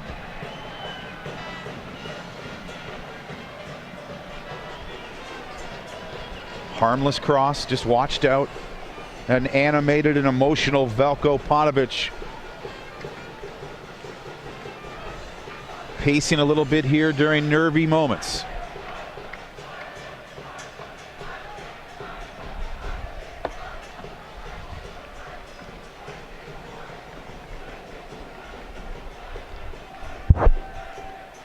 Igboananike's had a few good chances. LaBrocca was just gifted an opportunity that was wide of the goal.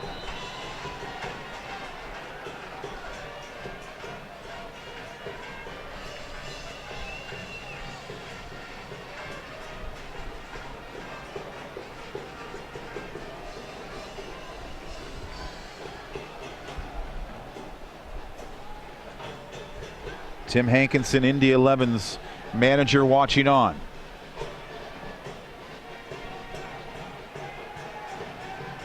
The fresh legs of Daniel Keller wears number 15 for Indy 11. The push up from Brandon Vincent.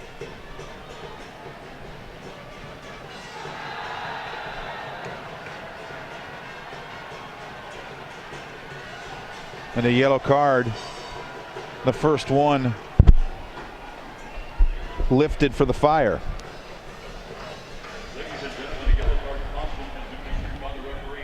The Chicago Fire number 21, Nick LeBron. Yep, you see this play again.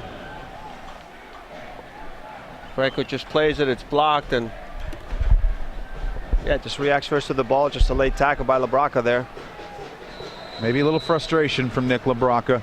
No argument there.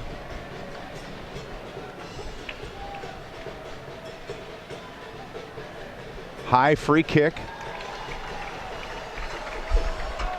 Never a danger there. Vukovic just floated it up to the back post. Really easy for Lamson to come out and pick that one up. Rolls it right up the middle for Kocic. Says Kappelhoff. Thought about going to Igboananike, but will turn it back. Pushing forward is Khalid Cham. Kalistri tried to lay it off, but anticipated well by Indy 11. Both Kappelhoff and Kalistri racing back to quiet the situation.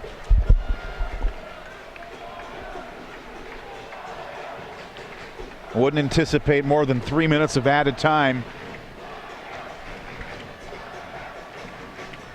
Floated over the top, it's Kennedy Igboananike. David Accam works his way in. Accam fires, and again, just over the bar. David Accam with the most recent chance. And just, I'm watching this. It's just no one goes over to help Franco, and I'm just saying, what an opportunity for now Accam. You could just see one-on-one, cuts inside, and it's just looking at the back poster to bend it in, and just gets under there a little too much. But you see that play developing, and he had an ideal situation out wide in that channel, 1v1 against Franco, and you knew he was going to get by there, especially with Favi being late to come over and help Franco. Accam was going to cut inside, and another golden opportunity here late in this game. Cham fouls Lacroix.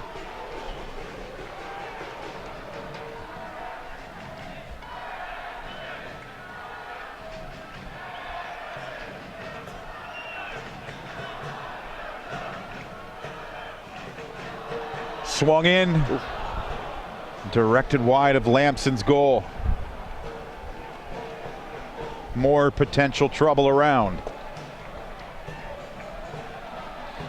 Didn't miss by much there, Dan. Really, it's a dangerous play here late in the game as Yula just comes across and just flicks it. Just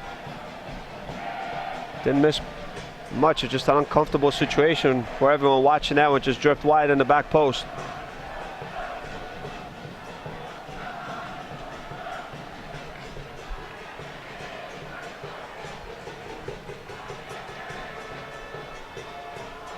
Kappelhoff. Chom to Kalistri.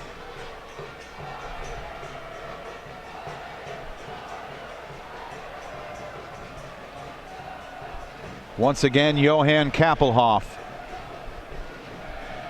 works down the right side with Kocic. Labraka. David Akam a long way from goal, trying to work his way closer. Egbuonanike fires, and it's Bush calming it down. Another good opportunity there, a little give and go. We talked about the space that the players are having now late in the game. No one stepping up on an Igbo. Gets his head up, but really never made it difficult for Bush to make that save. His positioning was good. He read it all the way and didn't have to move much. 2 minutes have been added to this game.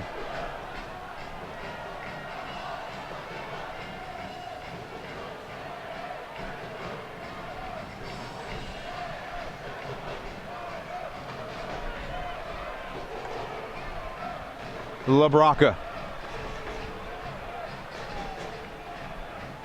swings it over to Johan Kappelhoff. Joey Kalistri.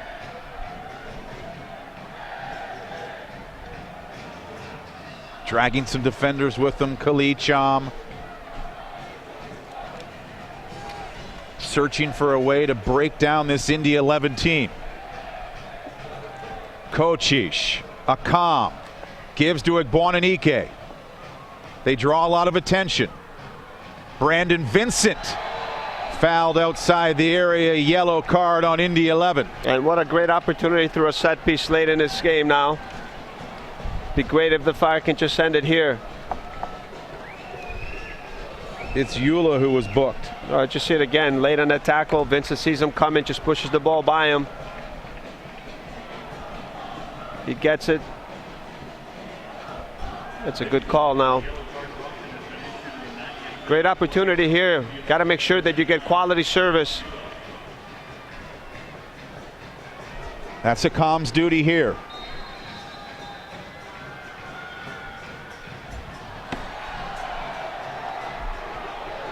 Would like another smack at that one. Well, I mean, it's just a really poor taken set piece and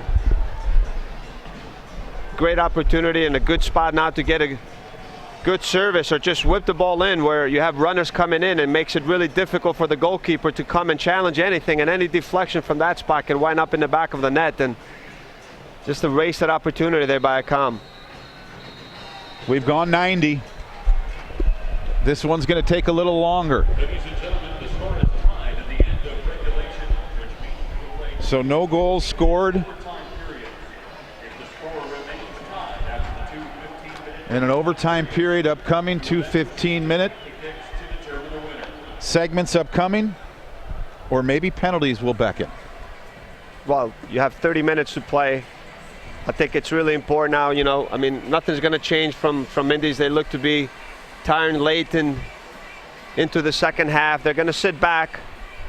I think the Fire, they're going to find those pockets. They're going to find those space in good areas on the field. It's just a question there, are they going to be able to finish them? And that's been the story of the night. They've had the chances, just not that finish around frame.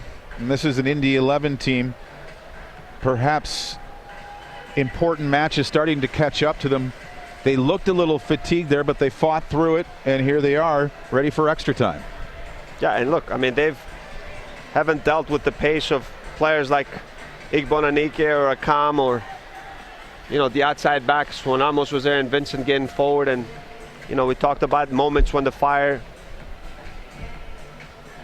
picked the tempo up a little bit higher, and then they force them now to move quicker. So, you know, and they just played against Carolina not too long ago. So you would think that they're going to be fatigued, but the game plan's not going to change that. They're going to sit back, going to be organized, and they're going to look to hit the fire on the break.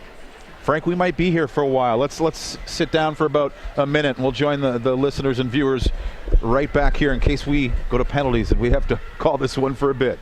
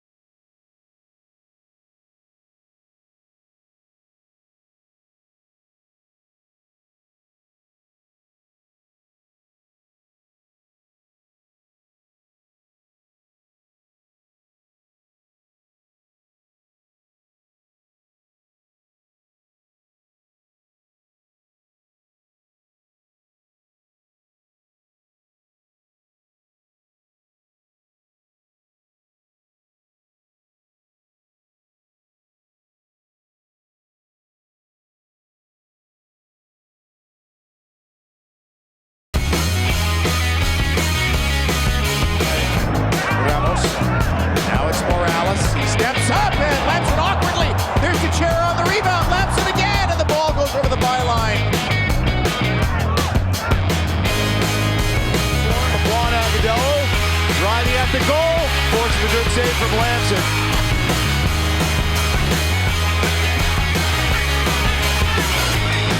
Win, nice little combination. Kai takes it down, drives it on frame, beaten away by Lamson. Best chance of the game so far. Beautiful. Long shot, Sean Johnson parries it aside.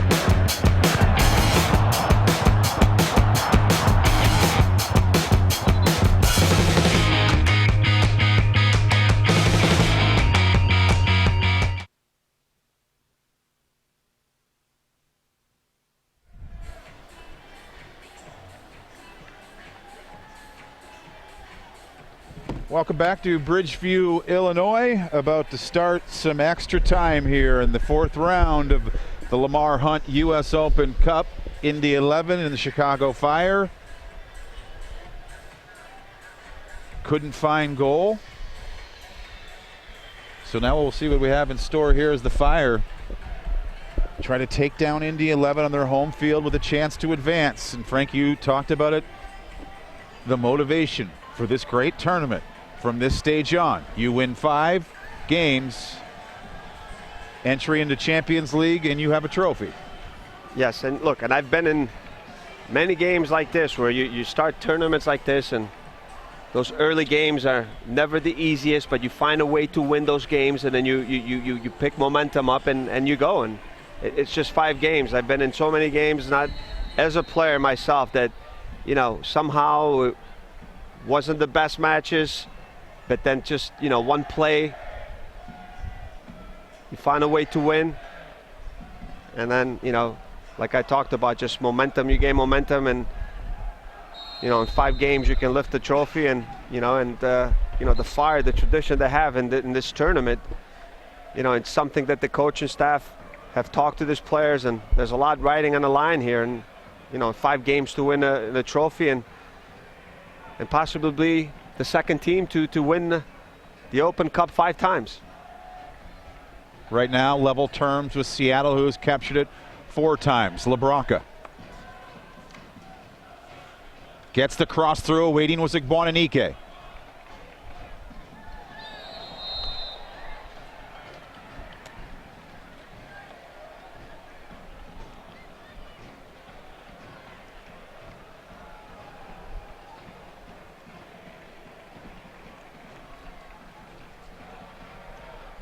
Suleiman Yula. Saw him pick up a yellow card there late in regular time.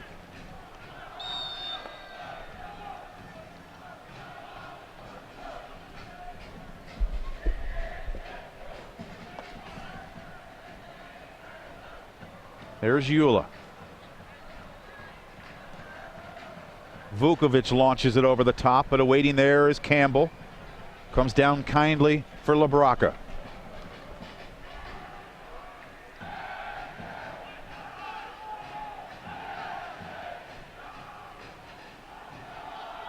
Kappelhoff gets involved down the right side.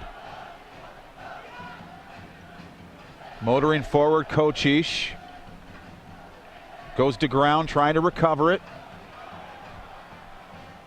But it's Yula and Indy 11 out of the dust now with some numbers on the attack. Just a lot of space now, I mean from both sides. And any turnover. Zayed the cross. Brandon Vincent has to be careful, and he is.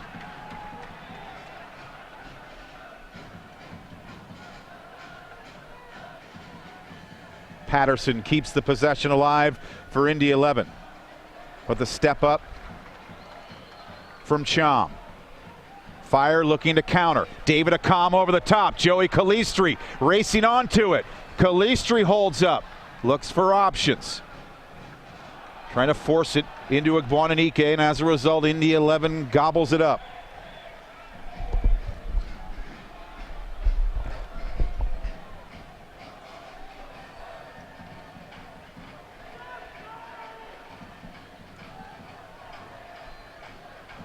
Of course, no golden goal. We'll be here for the full half hour. Franco on it. Yeah, a big difference when that changed to the rule when we played in '98, and that golden goal is in effect then. What do you prefer? Because I scored that when we won, I preferred the golden goal. Good, great answer, great answer. Thanks for sticking around and staying up late. Frankie Klopas, I'm Dan Kelly. 4th round of the Lamar Hunt U.S. Open Cup. Well, the thing that I want is just for the Fire to finish the game instead of going to PKs, because then, you know, anything can happen there. You know, the opportunities that they've had have been many. They haven't been able to capitalize on them.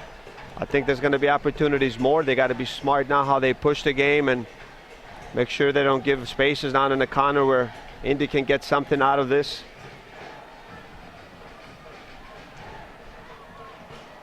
Both teams trying to advance to the round of 16.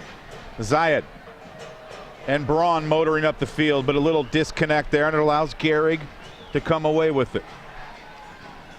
Now look, the game is so spread out and open right now. It's just the Fire with the quality they have is just making a play in the final third. Saw David Accam there telling Joey Calistri, come on, drive forward, young man. Well, especially when you have Vukovic on that side. We talked about, you know, even Calistri coming in. He still has the pace to push that ball and attack Vukovic 1v1. Good save by Calistri. Kappelhoff gets it back from Kochish. Kappelhoff, the cross, but no one there to get on the end of it. A really smart play there by Flavian. That he showed his experience there. Almost read that Kappelhoff was going to cut that ball back. It was in a perfect position to intercept that. Zayed pokes it free for Justin Braun, but unable to do anything. But I tell you, on this left side and for Indy and the right side here for the Fire, and you've seen the success that Kappelhoff had. I think Yula is not a guy that wants to defend, and any little give and goes, you see Kappelhoff going behind him. I think got to look to expose more this area here on the right side, left side here for Indy. Because with Kapaho and Kalistri, they definitely have the pace now to get behind Yula and Vukovic there. Speaking of pace, it's a calm. Kalistri closed down by Janicki. Will be a deep throw. Third and final substitution for Indy 11. As Lacroix will come off. And you bring a guy like, I think it's Sinisau Bupiparepovic. I don't know if I'm pronouncing that name. It's not the easiest name. I thought the Greek names were long, but good luck on this one, Dad. Bubi Parapovic. Very good.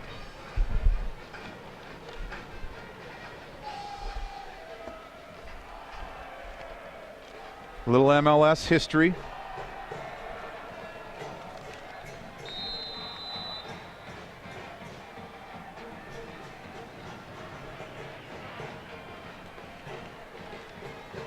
Kocic recaptures. Campbell in the middle, LaBrocca. Brandon Vincent has some time and room out wide. Little cross coming, but John Bush gets to it before Razvan Kocic could. Quickly upfield comes Indy 11.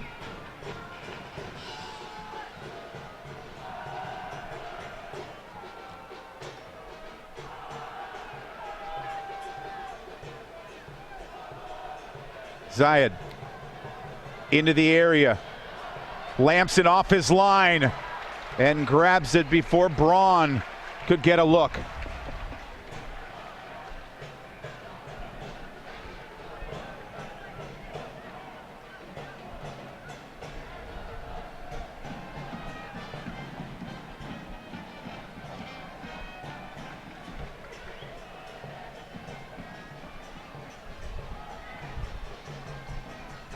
Cham to LaBrocca.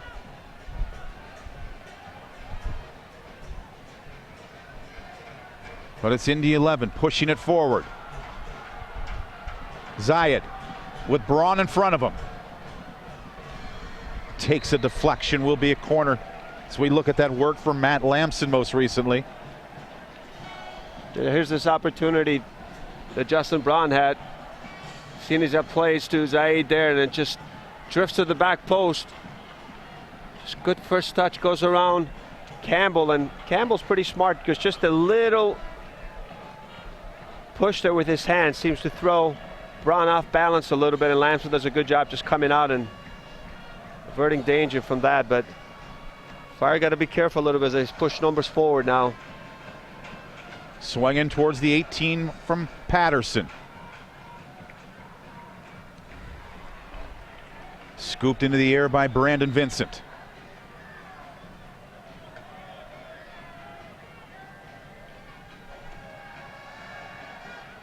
Bubi Parapovic.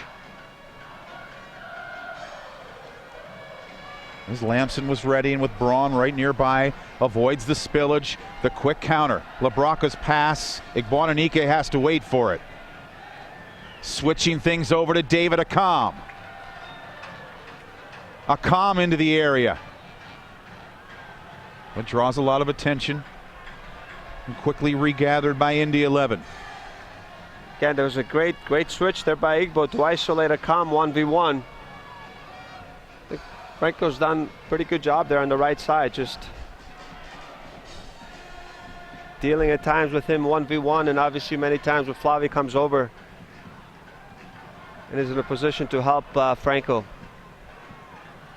Patterson, Bubi Parapovic. The block there from Kappelhoff.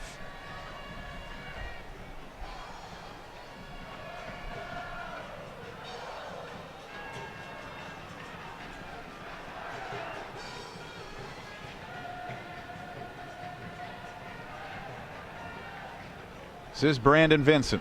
Spots the Romanian in the midfield. Over for Kali Cham. Keeps it on the grass to Accam. Igboananike. Kappelhoff is available. Johan Kappelhoff the cross. Knocked down by Bush. Kocic.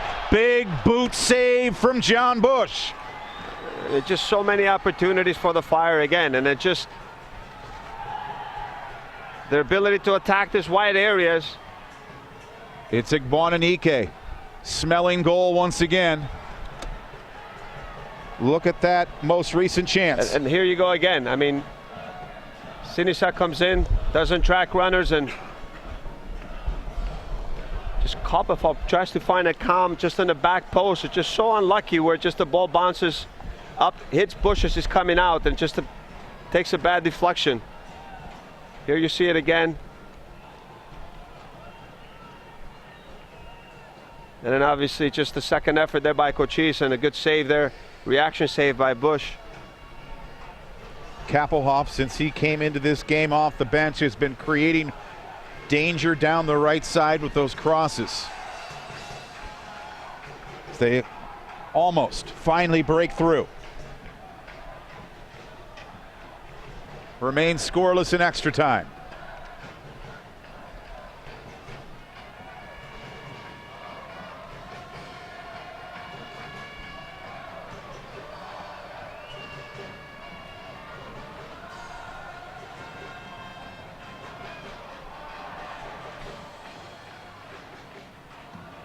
They continue to play Agbuonanike physical. There was Franco on him. Now Agbuonanike trying to squirrel loose. Gets the cross through. And Bush makes sure to hold on to it. Really good stuff there by Bush. Ball whipped in. Not easy, because a lot of times the goalkeeper just freezes on those balls that are just driven into the box, but comes out and just picks that one up and just averts any danger there with Igbo running in. Here's Braun. Eula looked like things were going to open up for him.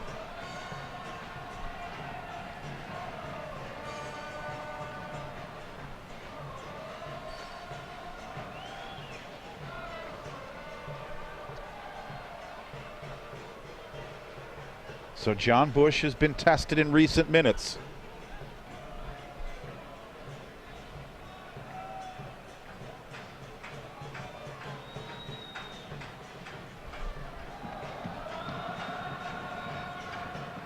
Heaved in by LaBrocca. Recovered by David Accam. Here comes the blistering pace from Accam. Numbers developing for the Fire. Calistri tries to go back to Accam. Shouts for a handball there on Accam, and it's Indy away with it. Just another great opportunity there. Just you find Accam with space, you get a 3v2 going the other way, and just the inability of the Fire now just to get a quality shot off in the final third. And it's a good block there by Campbell, just really throwing his body and not giving an opportunity to Braun there to have a clear shot on goal. But Indy 11 stays behind the ball. Ubi Peripovic making the turn, and Indy 11 finds goal. It's Justin Braun, and it's 1-0.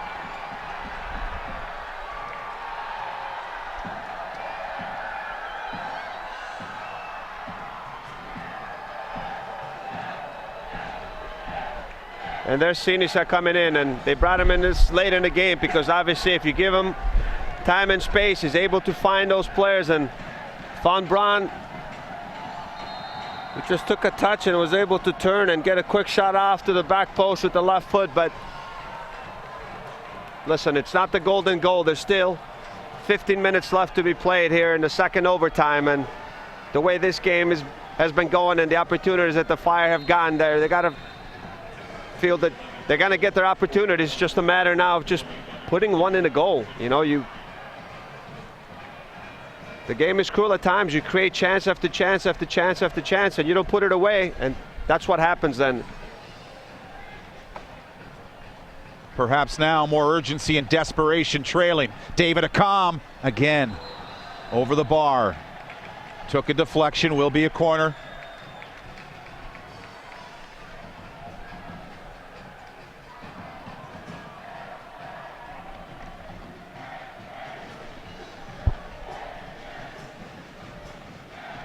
LaBrocca readies.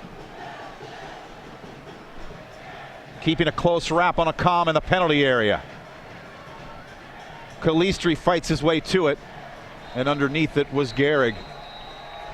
Well, you're playing for your life right now. You're playing, everything's on the line the next 15 minutes. You just, as tired as you are, you just got to will yourself through this. You got to just push the tempo. Indy's going to sit back now. There's no reason now really to push anything. They're going to stay compact and really take no risks. So it's up to the Fire now just to push the tempo, pressure, win second balls, force them to make mistakes, and then just score. All the opportunities, you got to convert one of them, Dan. The chances were there. Unfortunately, Indy 11 had a few too, and Justin Braun, they gave him one too many looks. He finds goal.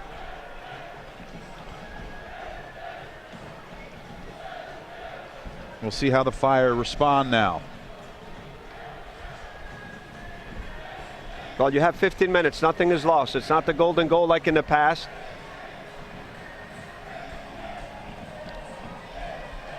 And the difference maker again, number 20 for Indy 11, Justin Braun. Well, Braun's been active the whole game. He's the one guy that's just, going to work really hard in here. As soon as he gets the ball, he's just gets a touch, turns, and it's just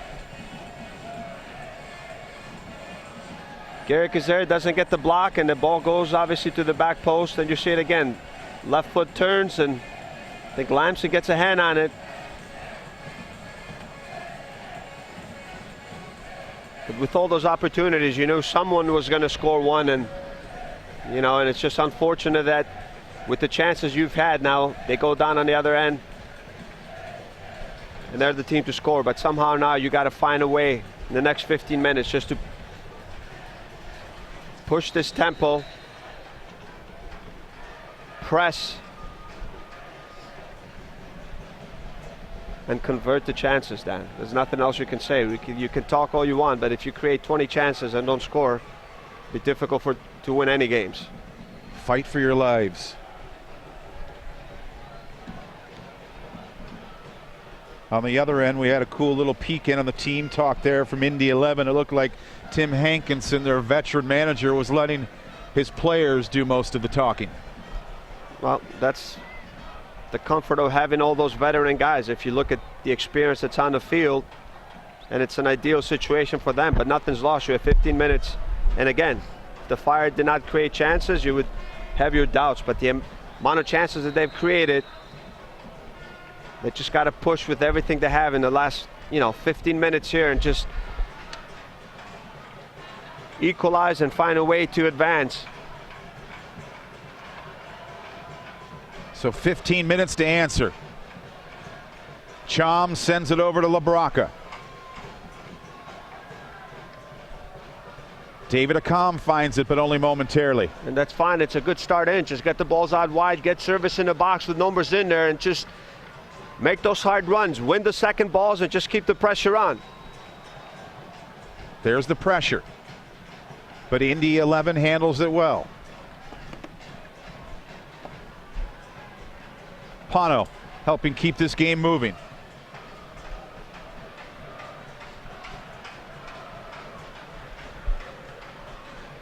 This is Johan Kappelhoff. That's a difficult ball there. I mean, just get the ball out wide. You're trying to play with 10 guys behind the ball, but good tenacity and his ability to stay with the play. Kappelhoff just a little too far in front of David Accam. But just the one play before Kappelhoff, I mean, it's so congested and compact there in the middle. He should find. Braun leaves for Eula.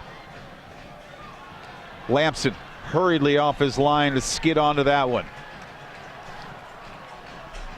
Just got to attack these wide areas and just either take shots, hit a lot of crosses in the box with the numbers in there, and just continue to put this Indy team under pressure. Here's Accam using the pace out wide. Picking up the pieces. Sent in by Accam. A goal kick upcoming. And look, that's what it's going to do. I mean, it's just They're so fatigued right now. Just everything that you put in there, quality service, you have numbers in there, things can happen, deflections can happen. Get another opportunity through a set piece now. Just, you don't get the first one, see if you can win those second ball and just continue the pressure, pile the pressure on. Kappelhoff in a race. Bumped forward by Indy 11 and Janicki.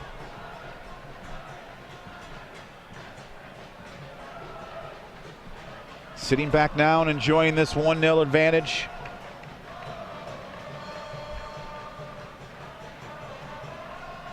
Here's Kocic. Operates in tight quarters with Cham.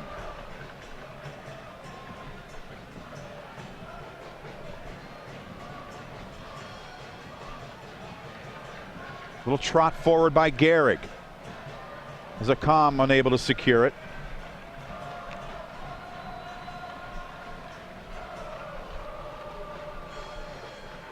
You know, a few bounces of the ball before the goal kick from John Bush with his team leading. Well, look, he's an experienced guy. Every time he gets the ball, he's going to try to waste as much time as he possibly can.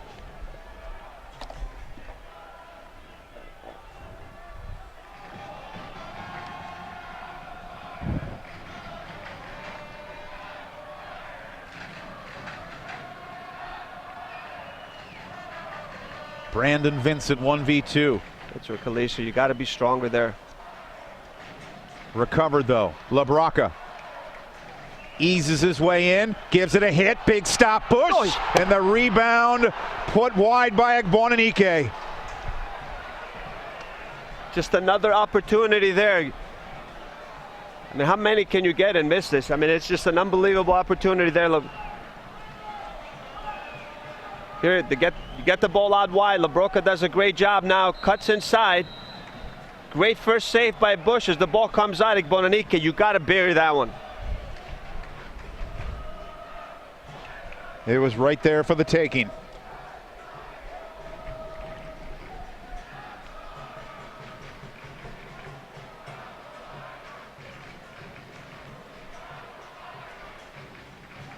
Down to ground goes Gehrig.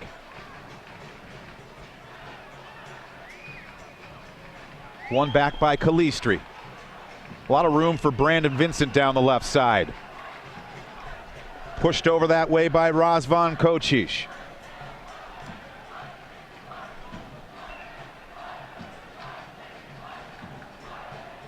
Little over 10 minutes to go in extra time. Little feint by LaBrocca gives him some room. As Cham was nearest but dealt with initially by Indy 11.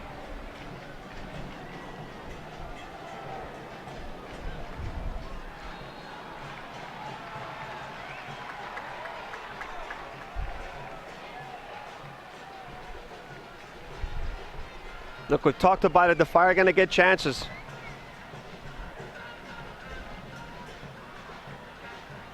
Zakam shimmies loose. David Akam into the area. Another feint. Akam fires! King David has leveled it.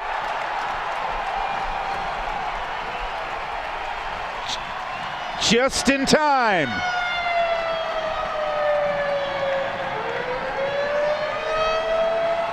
And here you go, and what a great run here. Just makes the first guy, cuts the ball back,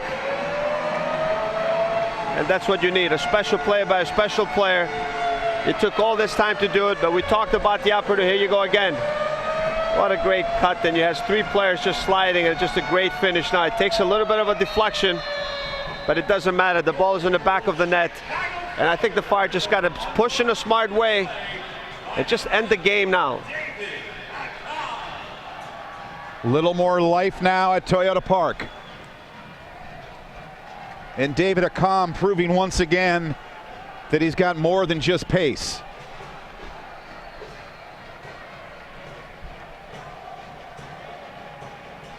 Well, he needed something special with all the chances, and it took a really special play there by Akam. Just his ability now just to make one guy drive by, cut the ball back, and it just slot that. It's just an incredible play. Just beats 3 or 4 defenders.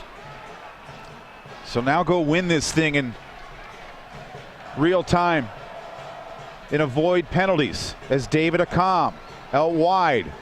Calistri the cross. As Brandon Vincent was able to get a foot to it.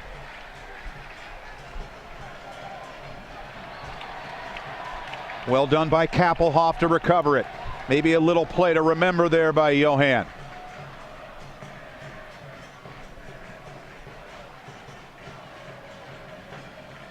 Back and forth between Calistri and LaBracca. As Joey couldn't catch up to it.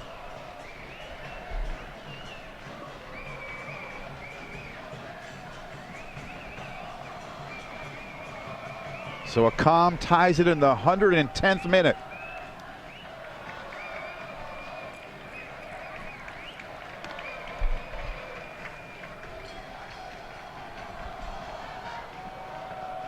LaBracca dishes to Calistri, takes his time.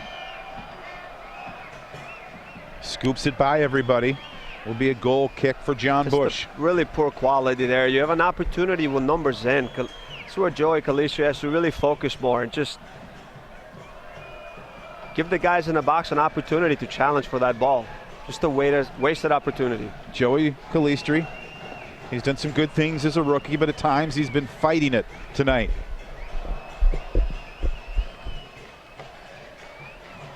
Well done by Chom to win the aerial duel. David Akam darting forward.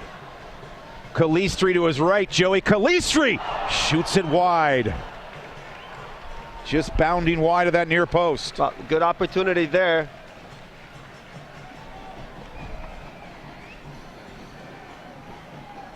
There, you see Akam again, and it just leads a pass forward to Calistri, and then just, you know, you shoot, you pass to the back post, it doesn't matter. That's where Bonanica's got to make that hard run in.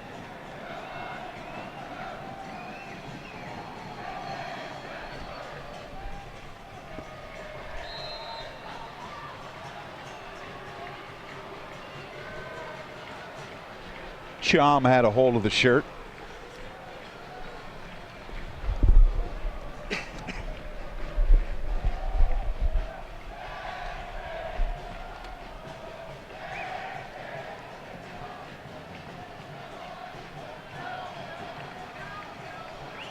Eula there looking for the call.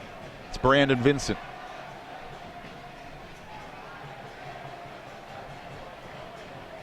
Able to keep possession. A risky play by Vincent, but to the right guy, Eric Gehrig.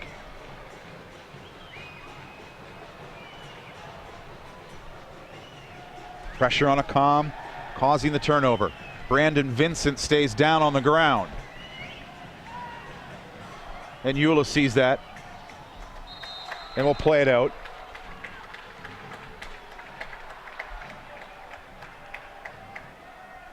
Well, you hope he's okay because there's just no more subs left here to make.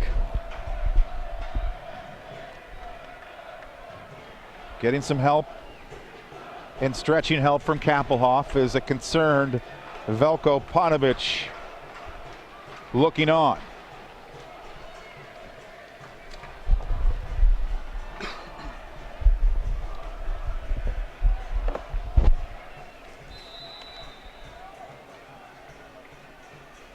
So they give possession back to Indy 11 after the classy move initially by playing it out.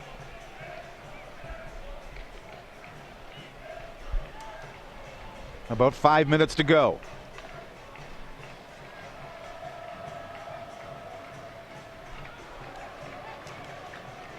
Kali Cham. Calistri is fouled. Back pocket, maybe that's a red.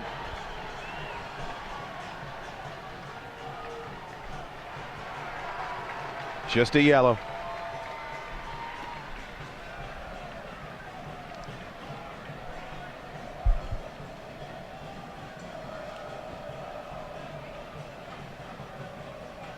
Coach wants to get on with this thing. Another look. There you see it again. Good first touch by Joey. I'll tell you what, the studs were high up on that tackle by Vukovic. Late to the tackle and studs up. Fourth yellow on Indy 11. And that's where I feel when he gets opportunities like that, especially on him, just to turn and have more confidence to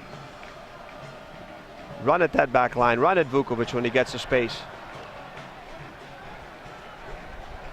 Razvan Kocic frustrated. Couldn't hold that ball on the line.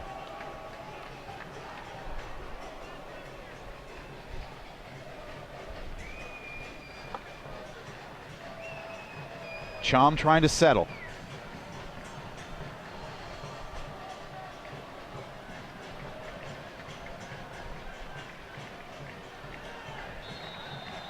Kappelhoff called for the foul, rising up there.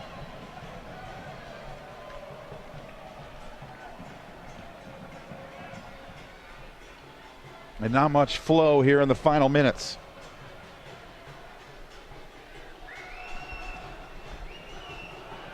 If you're new to the Lamar Hunt U.S. Open Cup, nothing is decided in the next couple of minutes. Penalties will be next.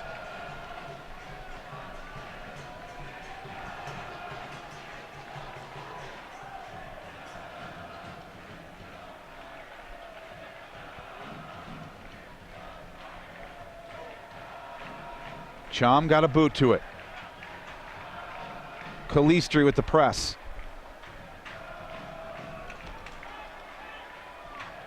Justin Braun has scored for the visitors. David Accam for the Chicago Fire. And that's a great ball by Vukovic.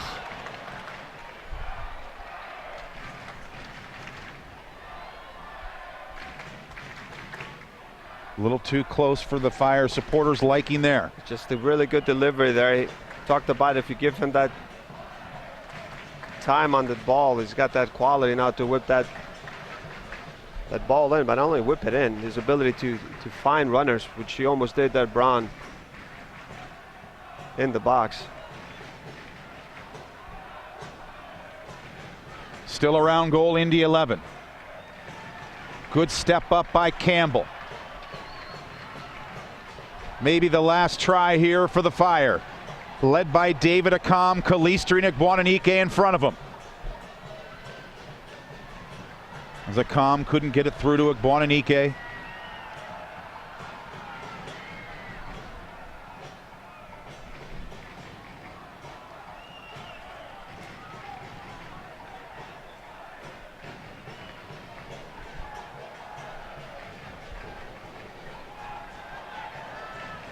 One last push here, a couple minutes left. Just see if the Fire can get another opportunity. A minute added time.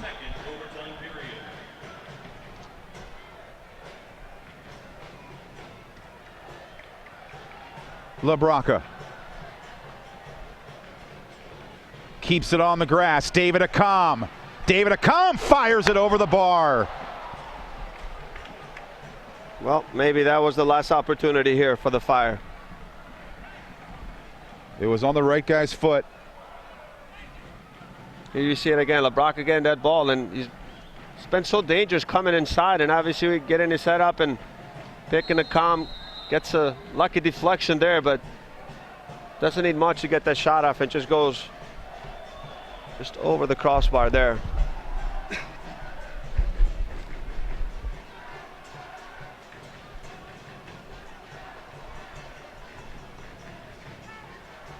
Chom trying to create a turnover there.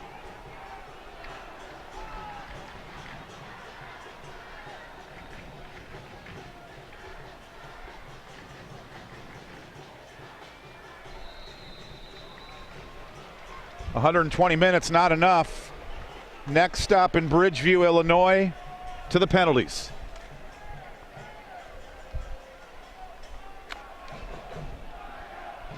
We're almost there. Now we are.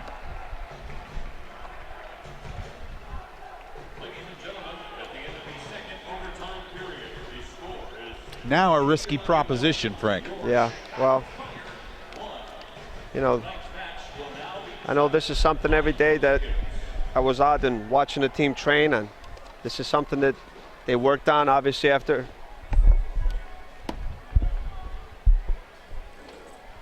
every session, but it's different doing it in training and different kind of pressure now in the games.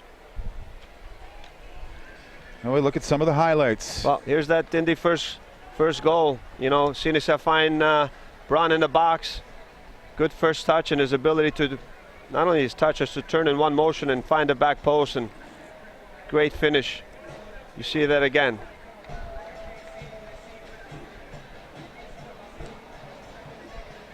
Just a great goal on their part, but you know, here's just a special goal by a special player, and the ability now to create something on his own, beating 3 or 4 players, cuts the ball back, takes a deflection, but you'll take it with the amount of opportunities that they created, nothing going in. And here you see it again, just fakes that shot, and obviously 2 defenders going down. And then Janicki actually slides, gets a foot on it, winds up in the back of the net. But just initially, his ability just to make Vukovic use his pace, cut the ball back. Both goals were really special. It's just too bad that the Fire, from the 20 chances they had, didn't score more. And You think back to Kennedy Agbuonanike, a few good chances.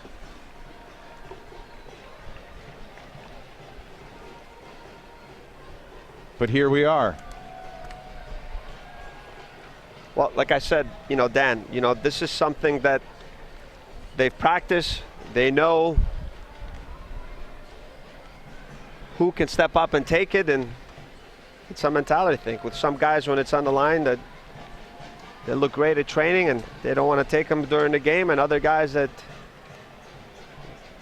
don't take them well in training, and now they have the right mentality and the attitude, and they want to take them, and they step up, and you know, they relish moments like this with pressure on. You've been in this position before as a manager. Do you ever just go with your gut feeling too sometimes? Well, listen, because this is stuff that you talk about before, you prepare for moments. I mean, you wish that the game would end, but you know, like I said, I mean, in the sessions that I've been out there, something that they've, you know, took the PKs, they've worked on this, but like I said, it's different. But I think the coach knows the mentality and has talked with the players and knows who has the comfort level in moments like this to step up and take it. John Bush and Matt Lamson having a little chat before they do some of their most important work of the evening.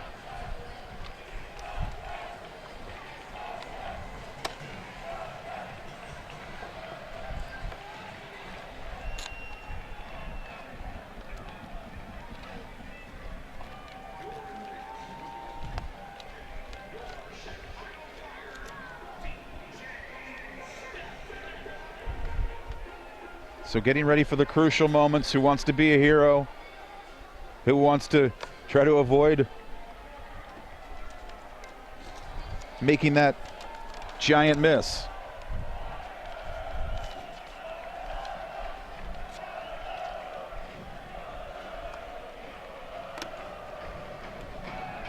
Thanks to all the supporters from both sides who have stayed up a little late this evening. Well, I'll tell you one thing. When I was coaching here with the Fire, and if we had an opportunity to have our home fans, the Fire fans, behind you, I always felt good. Patterson will have to deal with that. But he finds goal. First try, first goal from Indy.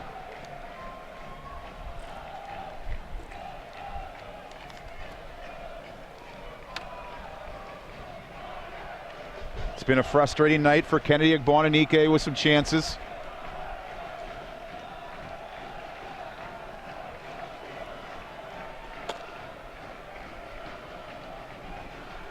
As they all gather at midfield to watch.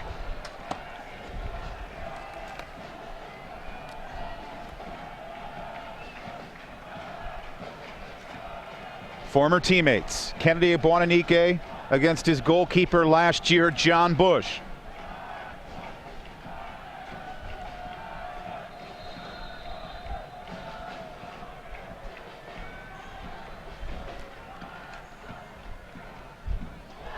And Agbuananike, the frustrating night continues.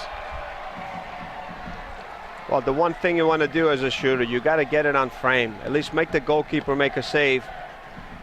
And it just seems like he just, a lot has to do so late and fatigue. He stutter steps there, slow approach, and just gets under it. Got to believe that Lamson has a couple saves in him. And he's going to have to now.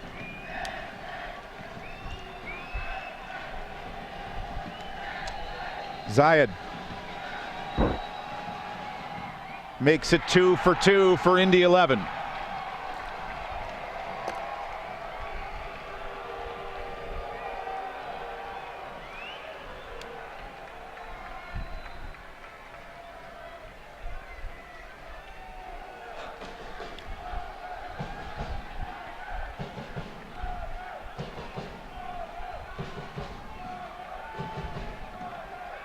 So now the slow walk for Kali Cham. Agbuananike missed the first one.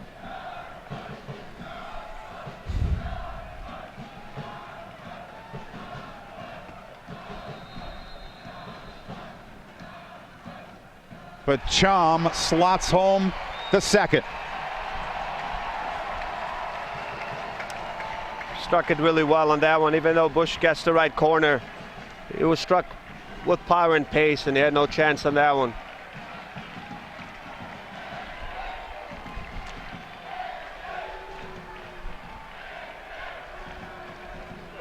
And that's probably the one guy that Bush being here last year would not have seen, maybe even in training. So he has a little bit of advantage knowing some of the guys taking the PKs and their tendencies.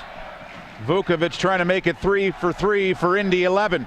Lamson the save. That's what they needed.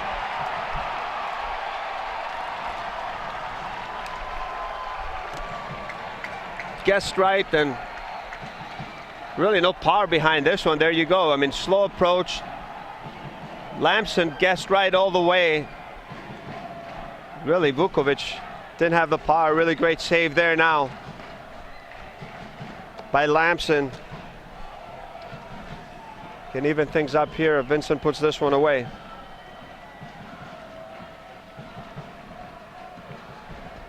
See what the rookie can do. Brandon Vincent on John Bush. And he sneaks it in. Level terms again.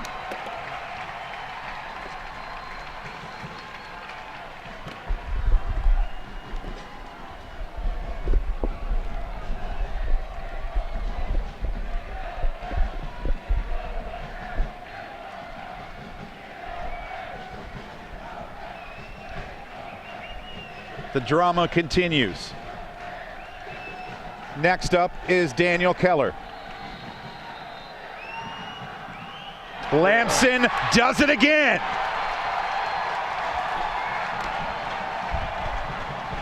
So right now climbing on the shoulders of their keeper, Matt Lamson. Well, again, Matt just picked the right corner, read it right. How things change now. Big opportunity here for LaBrocca just to give the Fire the edge.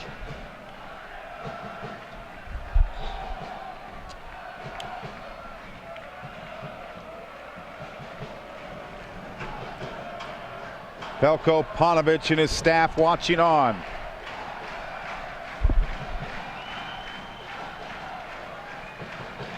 It's now Nick LaBrocca's time.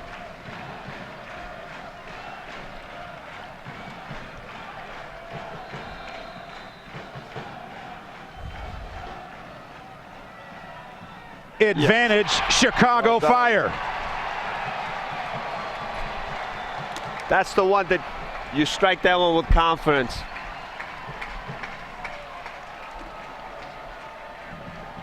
Difficult for any keeper in the world to save that one.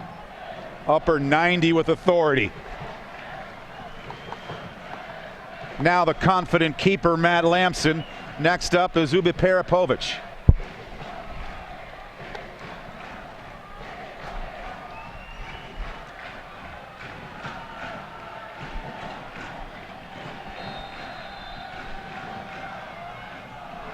Lamson can't stop it. Survival for Indy 11. But Akam can win it, though. Ubi Peripovic sends it by. You love moments like this as a player. I love this moments. If you have an opportunity to step up in situations like that where you can give your team a win here.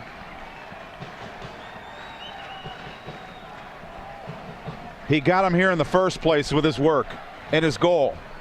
It would be fitting for David Akam to finish it. 100%. The goal he's scoring just to end it here. He's close to the fans and he can run up there and just celebrate with the fans. Hello, David Akam.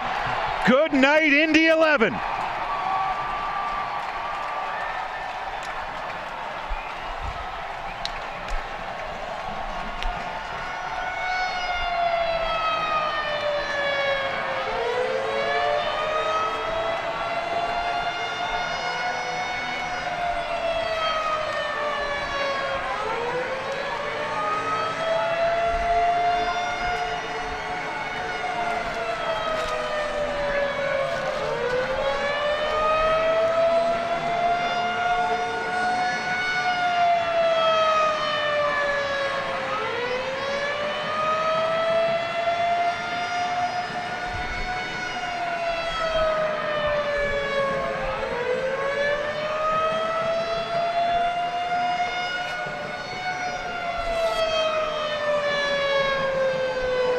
Tonight the sirens mean celebration. On to the round of 16. It wasn't easy tonight, Frank. Well, the thing we talked about there's just a 2-week break, and look, it wasn't the best game, but they did create a lot of opportunities. They didn't finish, but the important thing is that you find a way to win and you move on, and that's the important thing now. They won this game, they found a way to win. Lamson had a big performance here in the end in the PKs. And in the end, I think this is something you can build on now and gain some momentum. Pano saluting the supporters in Section 8. Matt Lamson has a new friend and a few friends behind him after his big stops in penalties. And we look at the last penalty from David Akam to seal the deal. Well placed. Very well placed. And it was amazing. It was like Bush and Akam, they were looking at each other to see who's going to make the first move. No one did. So he just said, okay, let me just pick the top corner, left corner. Bush is right, and just end it right now. And look at that. Happy human. Veljko Paunovic felt the pressure, as did Chicago Fire supporters in this team. It looked like they were going to be knocked out by Indy 11, but they do their best work late.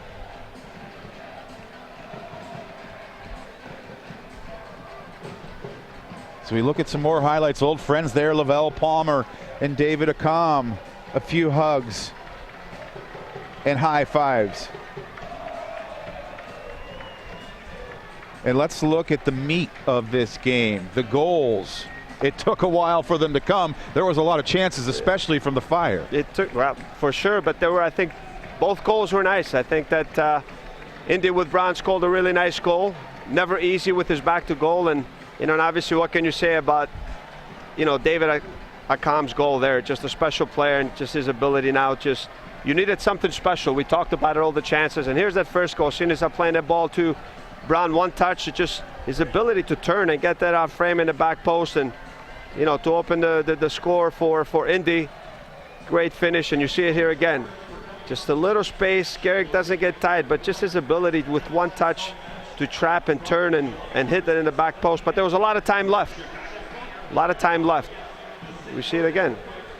And he was dangerous all night, Justin Braun. Well, his work rate. I mean, his just ability. Zaid was just going to stay in the box. He was going to run the channels, drift wide, and here's that special play. He picks it up, facing the back line, megs one guy, Vukovic, fakes the shot with his right, cuts it back, little deflection, but just winds up in the back of the net and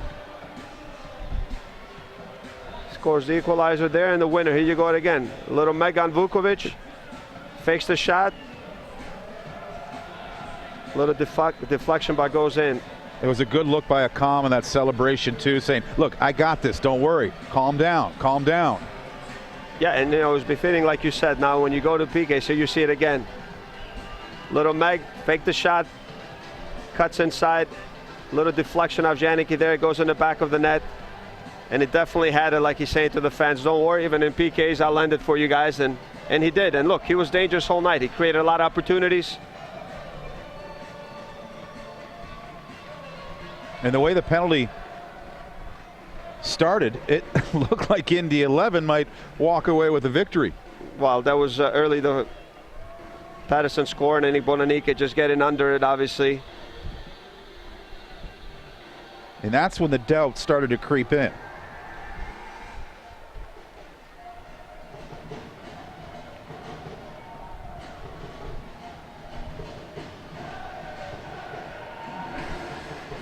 Zaid finishing there, really well placed. Tiam stepping up, almost in the same spot, same corner, identical. PK's taken. Really not much the goalkeeper can do there. And this is the one where I think Lamson reads him. Really no power behind Vukovic. Just shot. Vincent steps up. Great to see the rookie stepping up in moments like this and having the confidence. And then another big save here by Lamson.